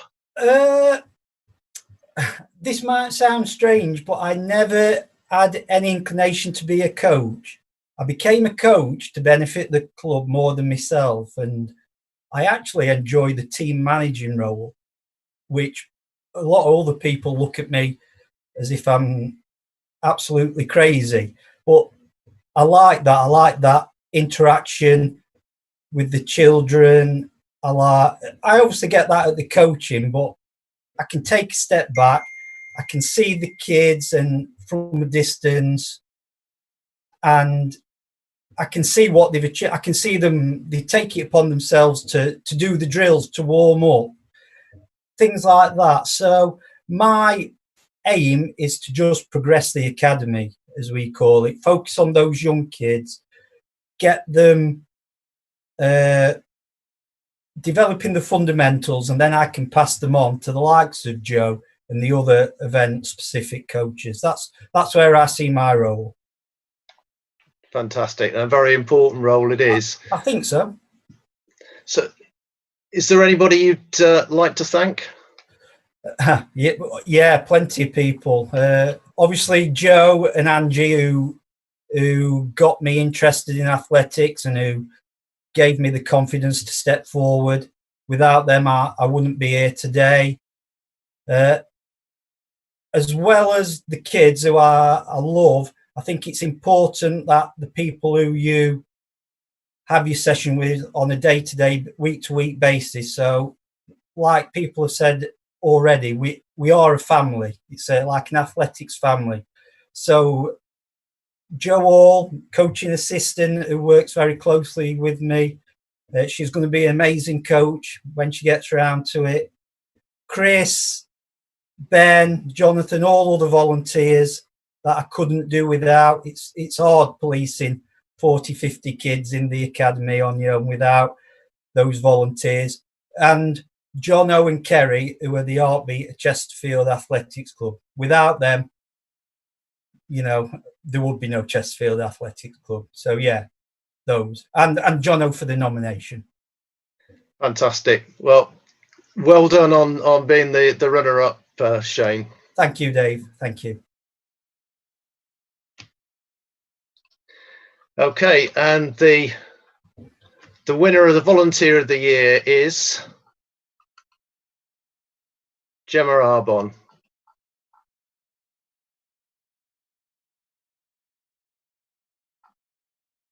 So Gemma's background in both dance and teaching has given her great skills in movement fundamentals, communication, management, and child welfare. She uses these to good effect as a coach, leader, committee member, team manager, and mental health champion. Not content with just supporting her local community, she is, as you've seen, also one of our regional councillors. As a coach, her sessions are always fun, and she finds innovative ways to make the technical cues memorable. Athletes talk of their balloons, Barbie arms, Doritos fingers. As a leader, she mentors others and happily modifies sessions to suit people with additional needs. She's experienced many challenges in her own life, so she has a first-hand understanding of the barriers to participation in exercise, and that means she can help people overcome them. Gemma's most special skill is how she coaches people into volunteering and supports them so that they enjoy themselves and want to come back. She's quick to smile, immediately puts people at ease, and before you know it, you've said yes. Saying yes, though, is only the start of things, because Gemma makes a big effort to support her volunteers, filling them with the self-confidence and the detailed knowledge that they need to excel in their role. And we've got a little video. Gemma, she's always really funny and kind, and she's really good to get along with, and she's just like an all-around great coach. She's very encouraging and supportive. She always turns up to all the events and is a big part of our team. Gemma is one of the run leaders at our run group, Plumber Runners. She's always there with a smile, a helping hand, even offering to push Alice when I run pushing Alice.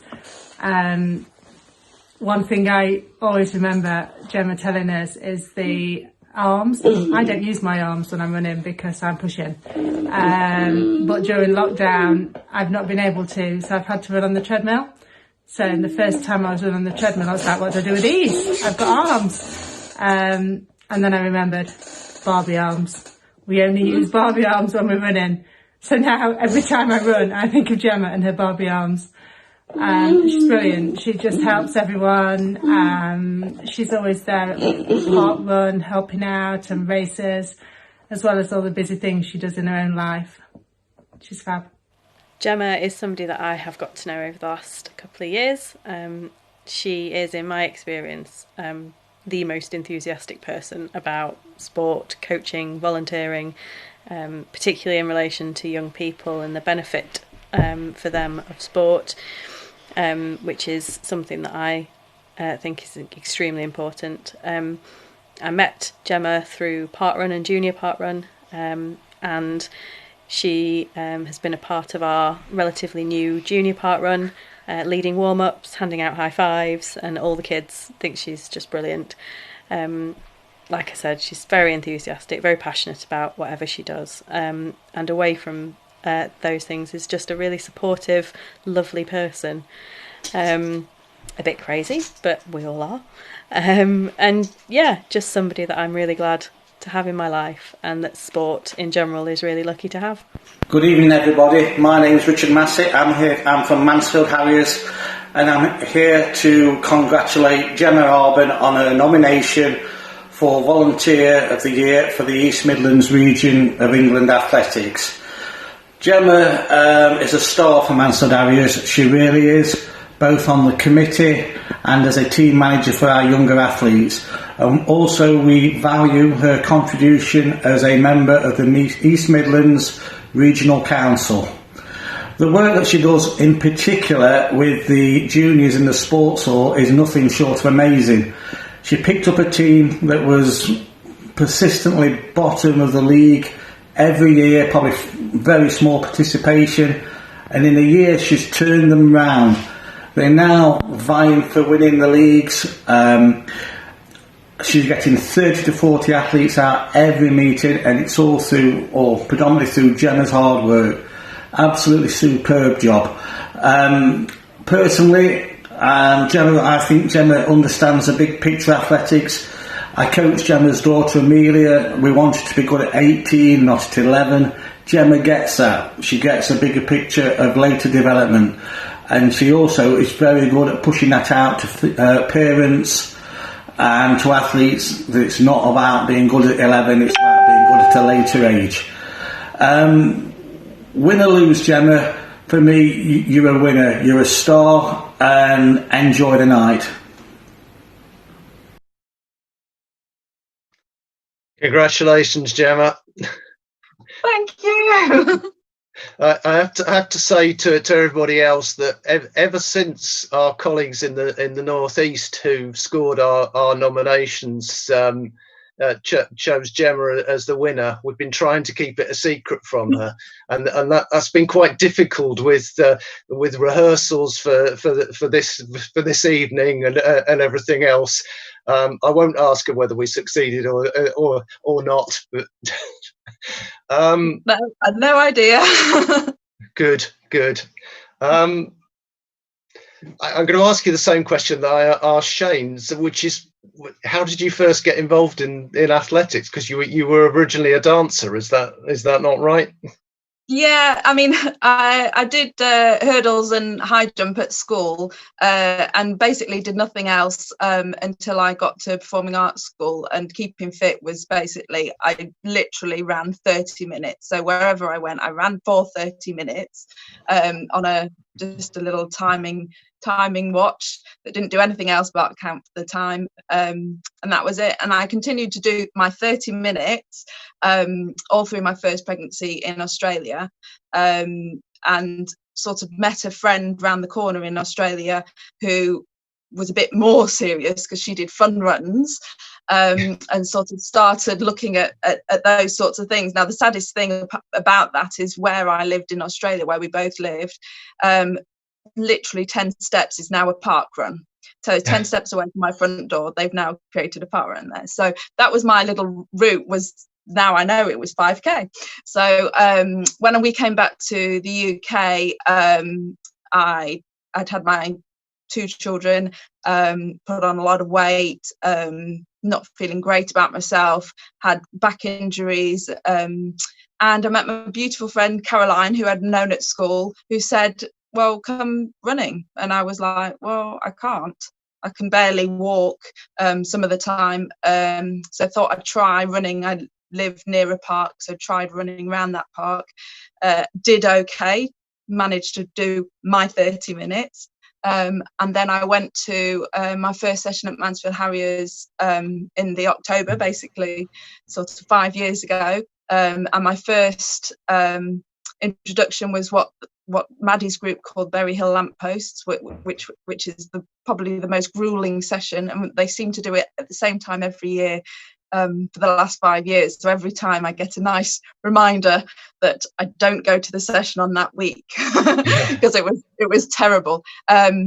But from there, I realised, I mean, I trained as a dance teacher, so I had teaching background, didn't particularly want to do much teaching anymore with my children, and it became the next step was to do a leader. So when Maddie and Sarah suggested that they wanted somebody to start a sort of a beginners group, I kind of jumped on it.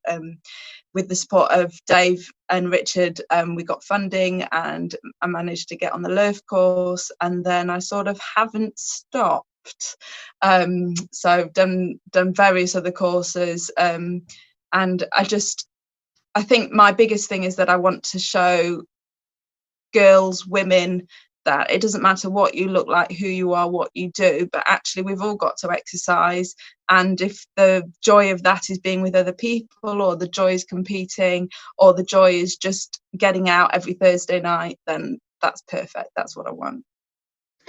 Well, you've very nicely segued into my next question, which is that you're a great champion for women in sport, and a tricky question, but if you were made Minister for Sport tomorrow, how would you change things to get more women involved?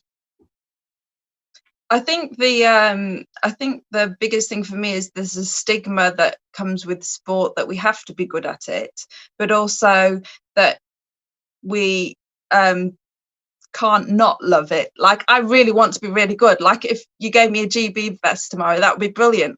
I'm not going to get it, but I'm going to try, and I'm going to, try and improve myself. And I think that's the biggest thing, is that we're all on a continuous lifelong learning path that, we might start our running journey at 60, but that doesn't mean that we're not going to achieve amazing things at parkrun. That doesn't mean that we're not going to be a brilliant member of our community and inspire the next person. As Joanne said in that video, she's gone on this lockdown to get better 5k times, better 10k times than she's ever had in her life before. And it's just, you just don't know who you're inspiring next. And when I go to the cross country championships, I really just, you know, I think the first year I did it, there was 3 of us from Mansfield, and my times were literally not even worth talking about, but I did it and I loved it, and I came off the course absolutely exhilarated and was looking forward to the next time to do it. And I think that's the biggest thing is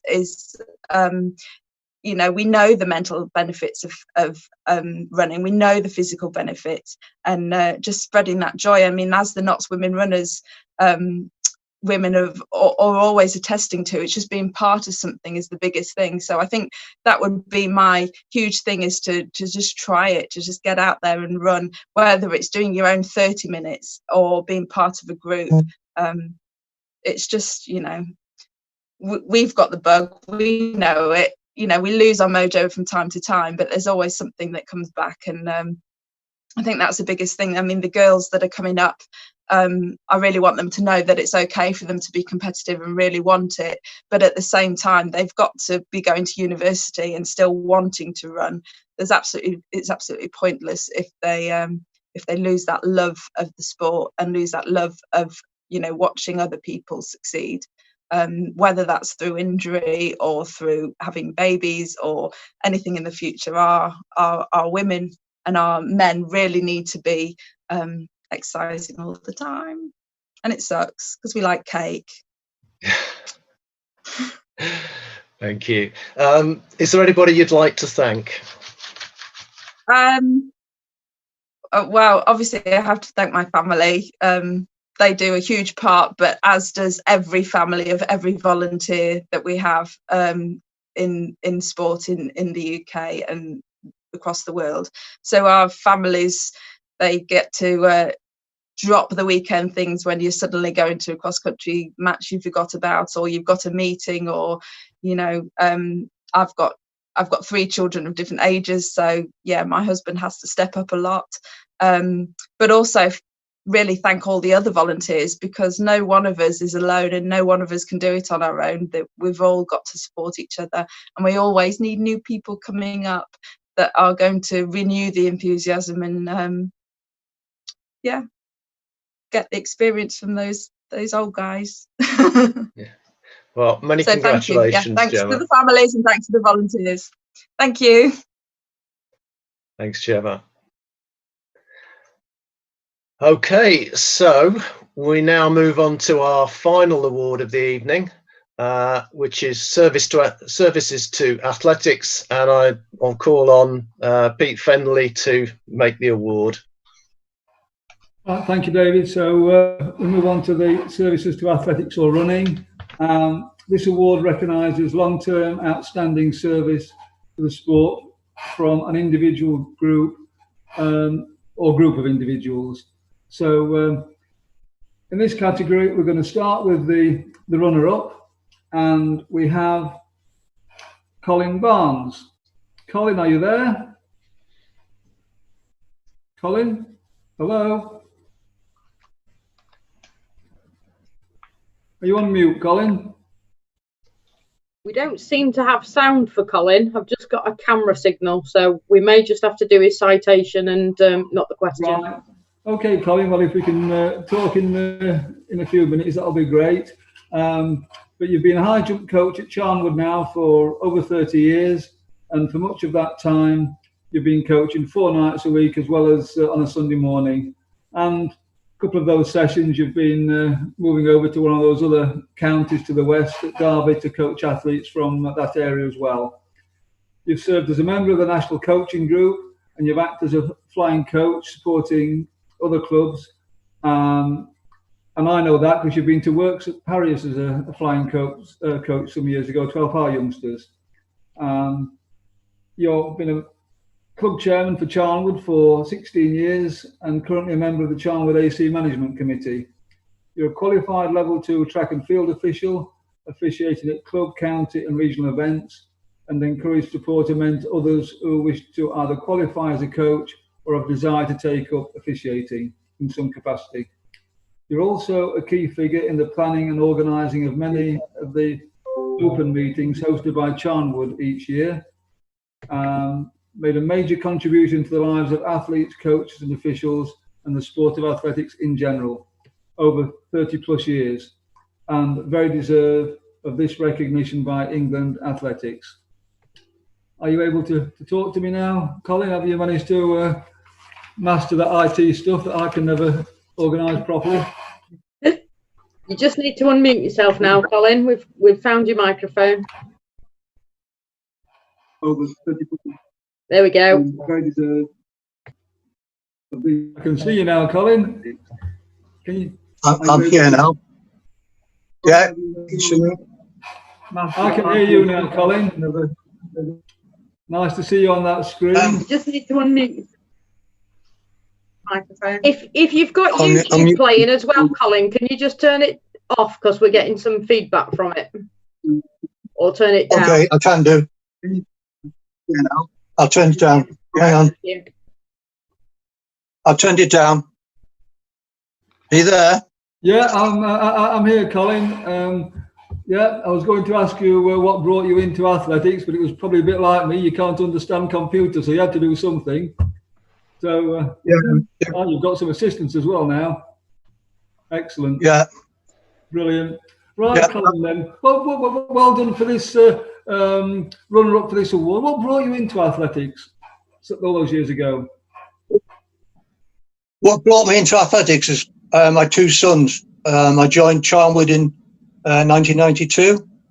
One of them was a sprinter hurdler, and the other one became a high jumper, and that's why I became a high jump coach. Right, that certainly answers the next question, why you became a high jump coach. So in all your time as a coach, and you've done lots of things, acting as a regional coach, a flying coach, what's been one of your highlights in your time as a coach, Colin? Having athletes win English schools, the international schools, going to Hoosterpack as guests. Yeah. Yeah. I mean, male and female.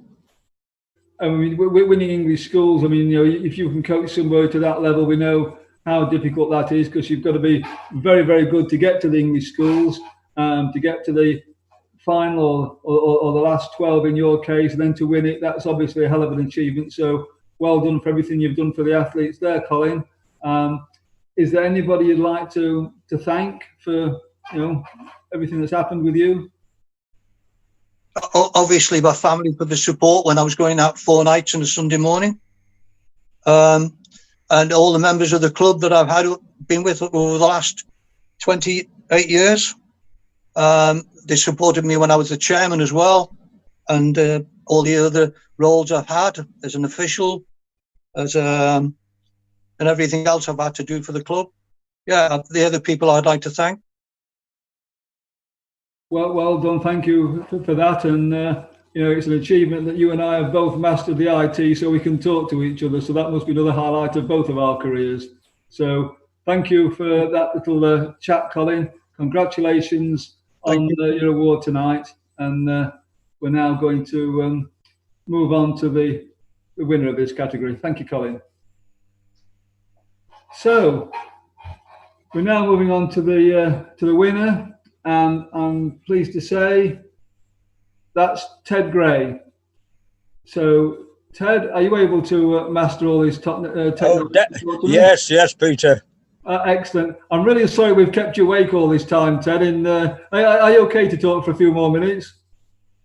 Hey, I know I've been around a long time, but I'm still young at heart. So that's the main thing, Ted. That's the main thing. Absolutely.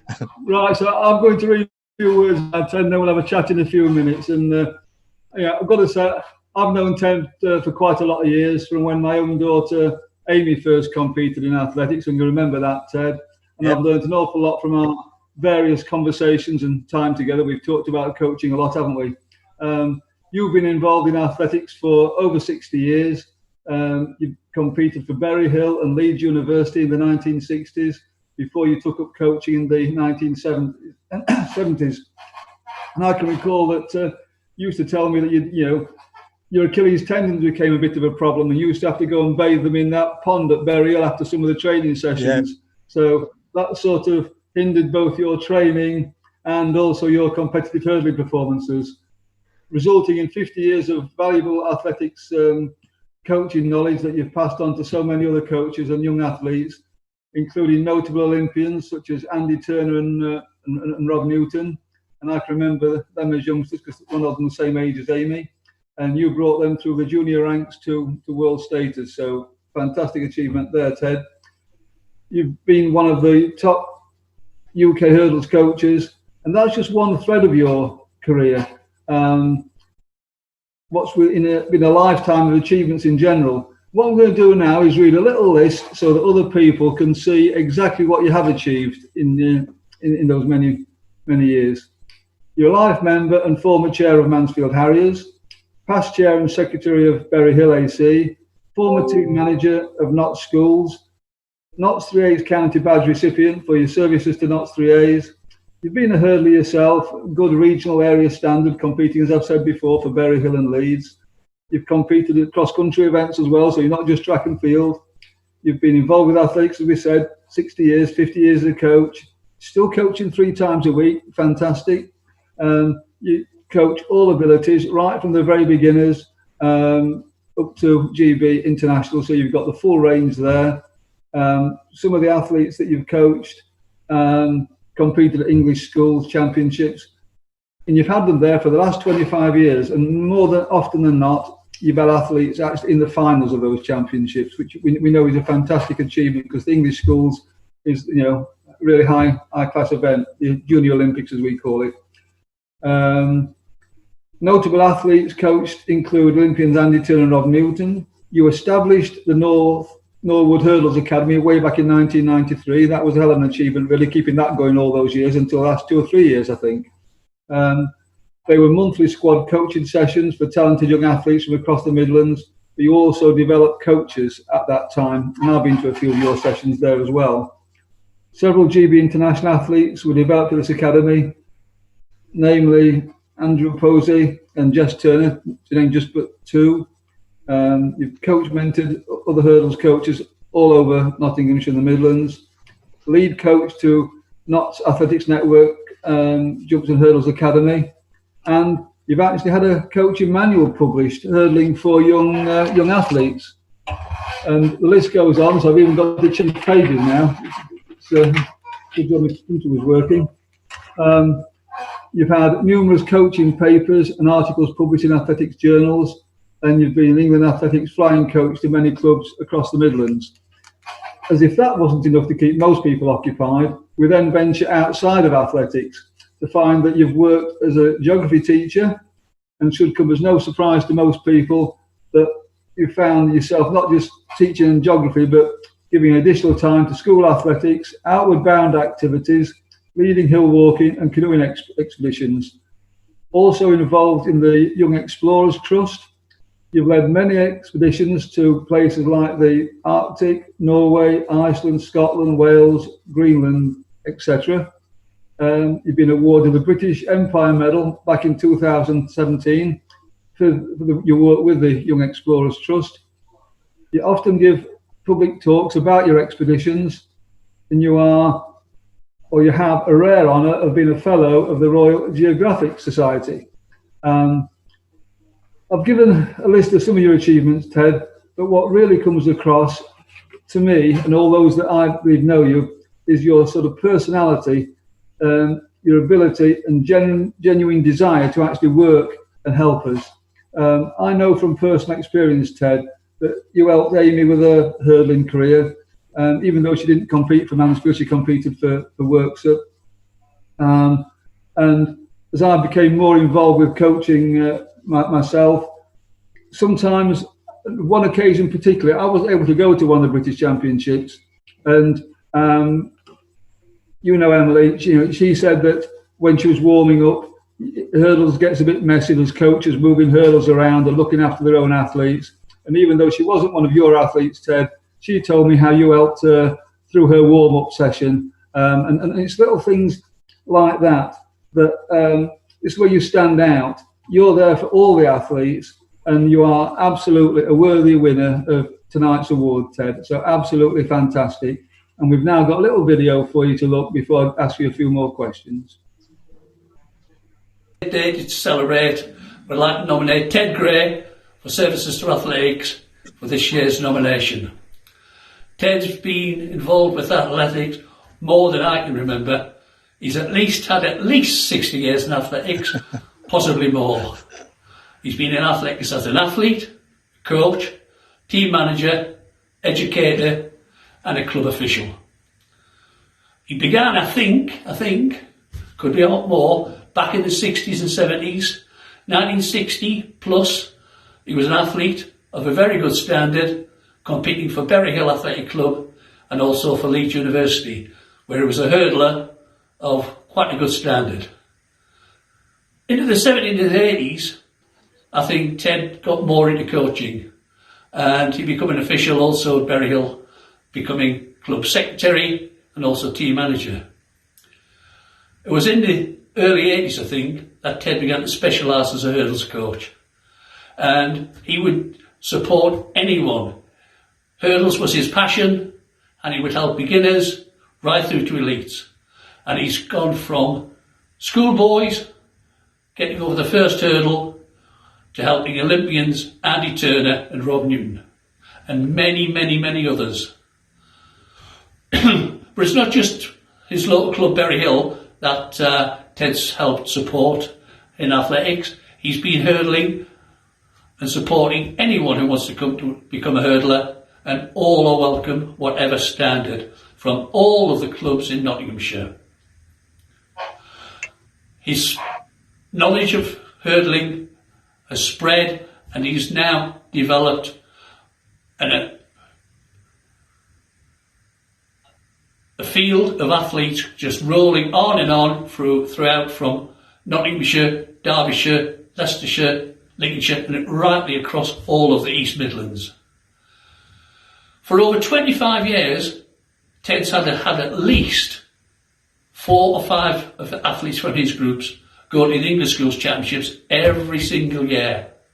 And of those 5 or 6, at least 2 or 3 have been finalists, and almost every year in the last 25 years, Ted's had a medalist at the English schools. But it's not just looking after athletes here at this club and in Nottinghamshire. He shared his knowledge across other clubs and to the benefit of other athletes and coaches. Ted was instrumental 25, 30 years ago in setting up the Norwood Hurdles Academy. That was the sessions which are run once a month out of Stoke, where he's brought athletes together to have group sessions and also coaches to come along so everyone learns from each other. And Ted's been doing that now off his own bat and off his own expense in many instances for nearly 30 years. Some of those athletes who have come through that session have been superstars eventually, but they started there. People like Jess Turner, right, who came through from there, and Andy Posse, who's come through from that group. Ted's also been involved as a flying coach for England Athletics, going out to other clubs, Northamptonshire, South Yorkshire, around all of the clubs, helping develop coaches within clubs. Even back in Nottinghamshire, Ted's been involved with the network, Nottinghamshire Athletics Network, as the lead hurdles coach at academy sessions 3 or 4 times a year. And it's in his mentoring role that Ted's been able to spread the word even more. He's actually recruited coaches from parents who just stood there with their son or daughter, who are now active coaches back in clubs. And there are many, many clubs in the East Midlands now who have been able to benefit from having a specialist hurdle coach through being recruited by Ted. Also, Ted has been involved as an educator. He was previously a geography teacher, and he's now had athletic publications on training, especially for young athletes. He's had various training manuals produced, including a handbook on how to coach young athletes in hurdles. In addition to his coaching, Ted's continued to be a staunch member of the club here at Mansfield Harriers, where he's been secretary and chairman. He's been a team manager.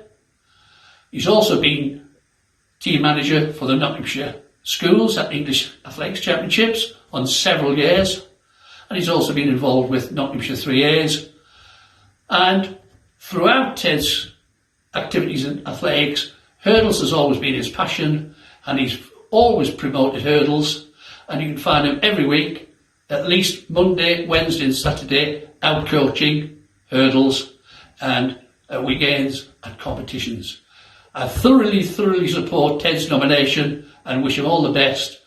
I hope I'm still doing it after 60 years like Ted. Good luck, Ted. Thank you. Right, Terry, there. Oh, Peter, can you hear me? It's amazing that me and Dave think so much alike, isn't it? It's either great minds think alike or fools seldom differ. But it's almost as though we've colluded on that one. But yeah, I mean, you know, a lot of nice words there from David as well. And I noticed from those videos that you can still hurdle on both legs leading. It was your right leg on the first one and your left leg a few weeks ago. Oh, well, when I started hurdling, nobody in the world alternated. It's only in 1970 that John Akabui started doing it. So as my hurdles was in the 60s, you didn't start. I have been a coach since 1960, so this is my 60th year. And what a year! And what a year to celebrate, isn't it? You're not kidding, eh? You're not But kidding. thanks ever so much for this. I have got a celebration for the 60 years after all. You certainly haven't. I mean, in that lifetime of athletics, Ted, I mean, you've had so many, top moments. Is there anything that stands out to be your proudest moment in all that time? It's very difficult to say because I get proud of people like Rob Newton, and it was grand to go from, a 12-year-old up to his Olympics. And as he moved on and worked with people like Malcolm Arnold, I could join in sessions with Colin Jackson. I mean, those were great ones. But to see a little kid come up to the club, never having hurdled before, and in one evening show most of it. There's such a range of it, and that's what I've always been about. Yes, and and I can fully understand that. When you teach a lot of people, but when you see one come through, that sort of leaves a nice strong thread through everything, then, doesn't it? So that's I can understand why that is. Now, what inspired you to go on these expeditions to these really cold places? I mean, I can understand why you've grown your beard now. You're going to these cold places. I grew this beard in Iceland in 1967. That was a wise move. Well, I've got a twin brother, so my wife knows what I look like without a beard. Right. So she'd always said, "Keep it." All right. I thought it might have come with an expedition because all these expedition guys. I think it was quite simply. It cuts across both spheres. I was lucky. I lived at Scunthorpe, and down the end of the road there was a wood, and we went out there. We ran through the wood. We explored it, and I got into running. When I was in primary school, the last year. No sack races, no egg and spoon. Go out onto the old show ground, Scunthorpe United's ground for the primary school sports and run. So that's 72 years. Yeah. And going through the woods and the wild places and so forth has led me to the other side. So it all links in. Absolutely. I mean, I can understand that now. It's so for me. I mean, personally, Fred, I'm cracking up now. I mean, I've known you a long while. You certainly helped me and my athletes, and it's a privilege to have known you. And and I'm sure everybody on the sort of video now that's seen all this will think exactly the same. And just now to finish off, over to you. Who do you want to give your thanks to for everything that's happened? Well, as I've just said, it's 70 years I've been in athletics. So let's start with one called Eb Wild, who's my sports teacher at school, and go up to people. Well, let me mention just two people. Steph Wilcoxon and Jordan Mitchell, who are active athletes and have become coaches and support me now. I'm getting longer in the tooth, and everybody else in between. But I will come to another group as well, because who I really like to thank collectively is the athletes. No, the athletes come up, they have this wonderful willingness and enthusiasm and fun and so forth, and they kept me going all that length of time. There's so many of them, and that's who I would really like to thank, as well as everybody else. Otherwise, I'll keep you here to breakfast making a list. I'll probably fall asleep before you, Ted. But yeah, I mean, you're absolutely right. You know, coaching young athletes, it keeps us young as well, doesn't it? And it's you know, we have to run around to help them and move hurdles for them. And you're absolutely right. So again, pleasure being able to present you with this award, Ted. And I'm really sorry we can't be doing this face to face. We will meet, Peter. We'll look forward to meeting again when this lot's all over. Of course. Yeah, nice to see you tonight, Ted. Take care. Thank you. Now I'm going to. This was the final award. We're now going to hand over to have a few words from the chair of the National Council to close tonight's session. So thank you everybody else that's on there, and over to the chair of the National Council. I would like to send my congratulations to all our worthy winners, runners-up and nominees. I would also like to say a big thank you to all of you who took the time to nominate someone and show them how much you appreciate their dedication. As a volunteer myself, I know that we do it because we enjoy it, but never underestimate the power that even a simple thank you from an athlete or parent can have. Since the start of the pandemic, our sport has shown great resilience. From the EA staff going above and beyond to provide us with guidance and online content, to the club volunteers devising ingenious ways to keep their members feel connected and active. A lot has been written about the negative effect of lockdown and isolation on mental health, and I have no doubt that the efforts of our wonderful volunteers have made a massive difference to people's sense of well-being. Looking forward to next year, at the end of January, we'll be calling for people to put themselves forward to join our band of regional councillors. These people, who are active volunteers like you, play a vital role in advising the board, staff and other decision makers on the issues faced by the grassroots of the sport, and help to ensure that clubs, athletes and volunteers remain front and centre in everything that EA does.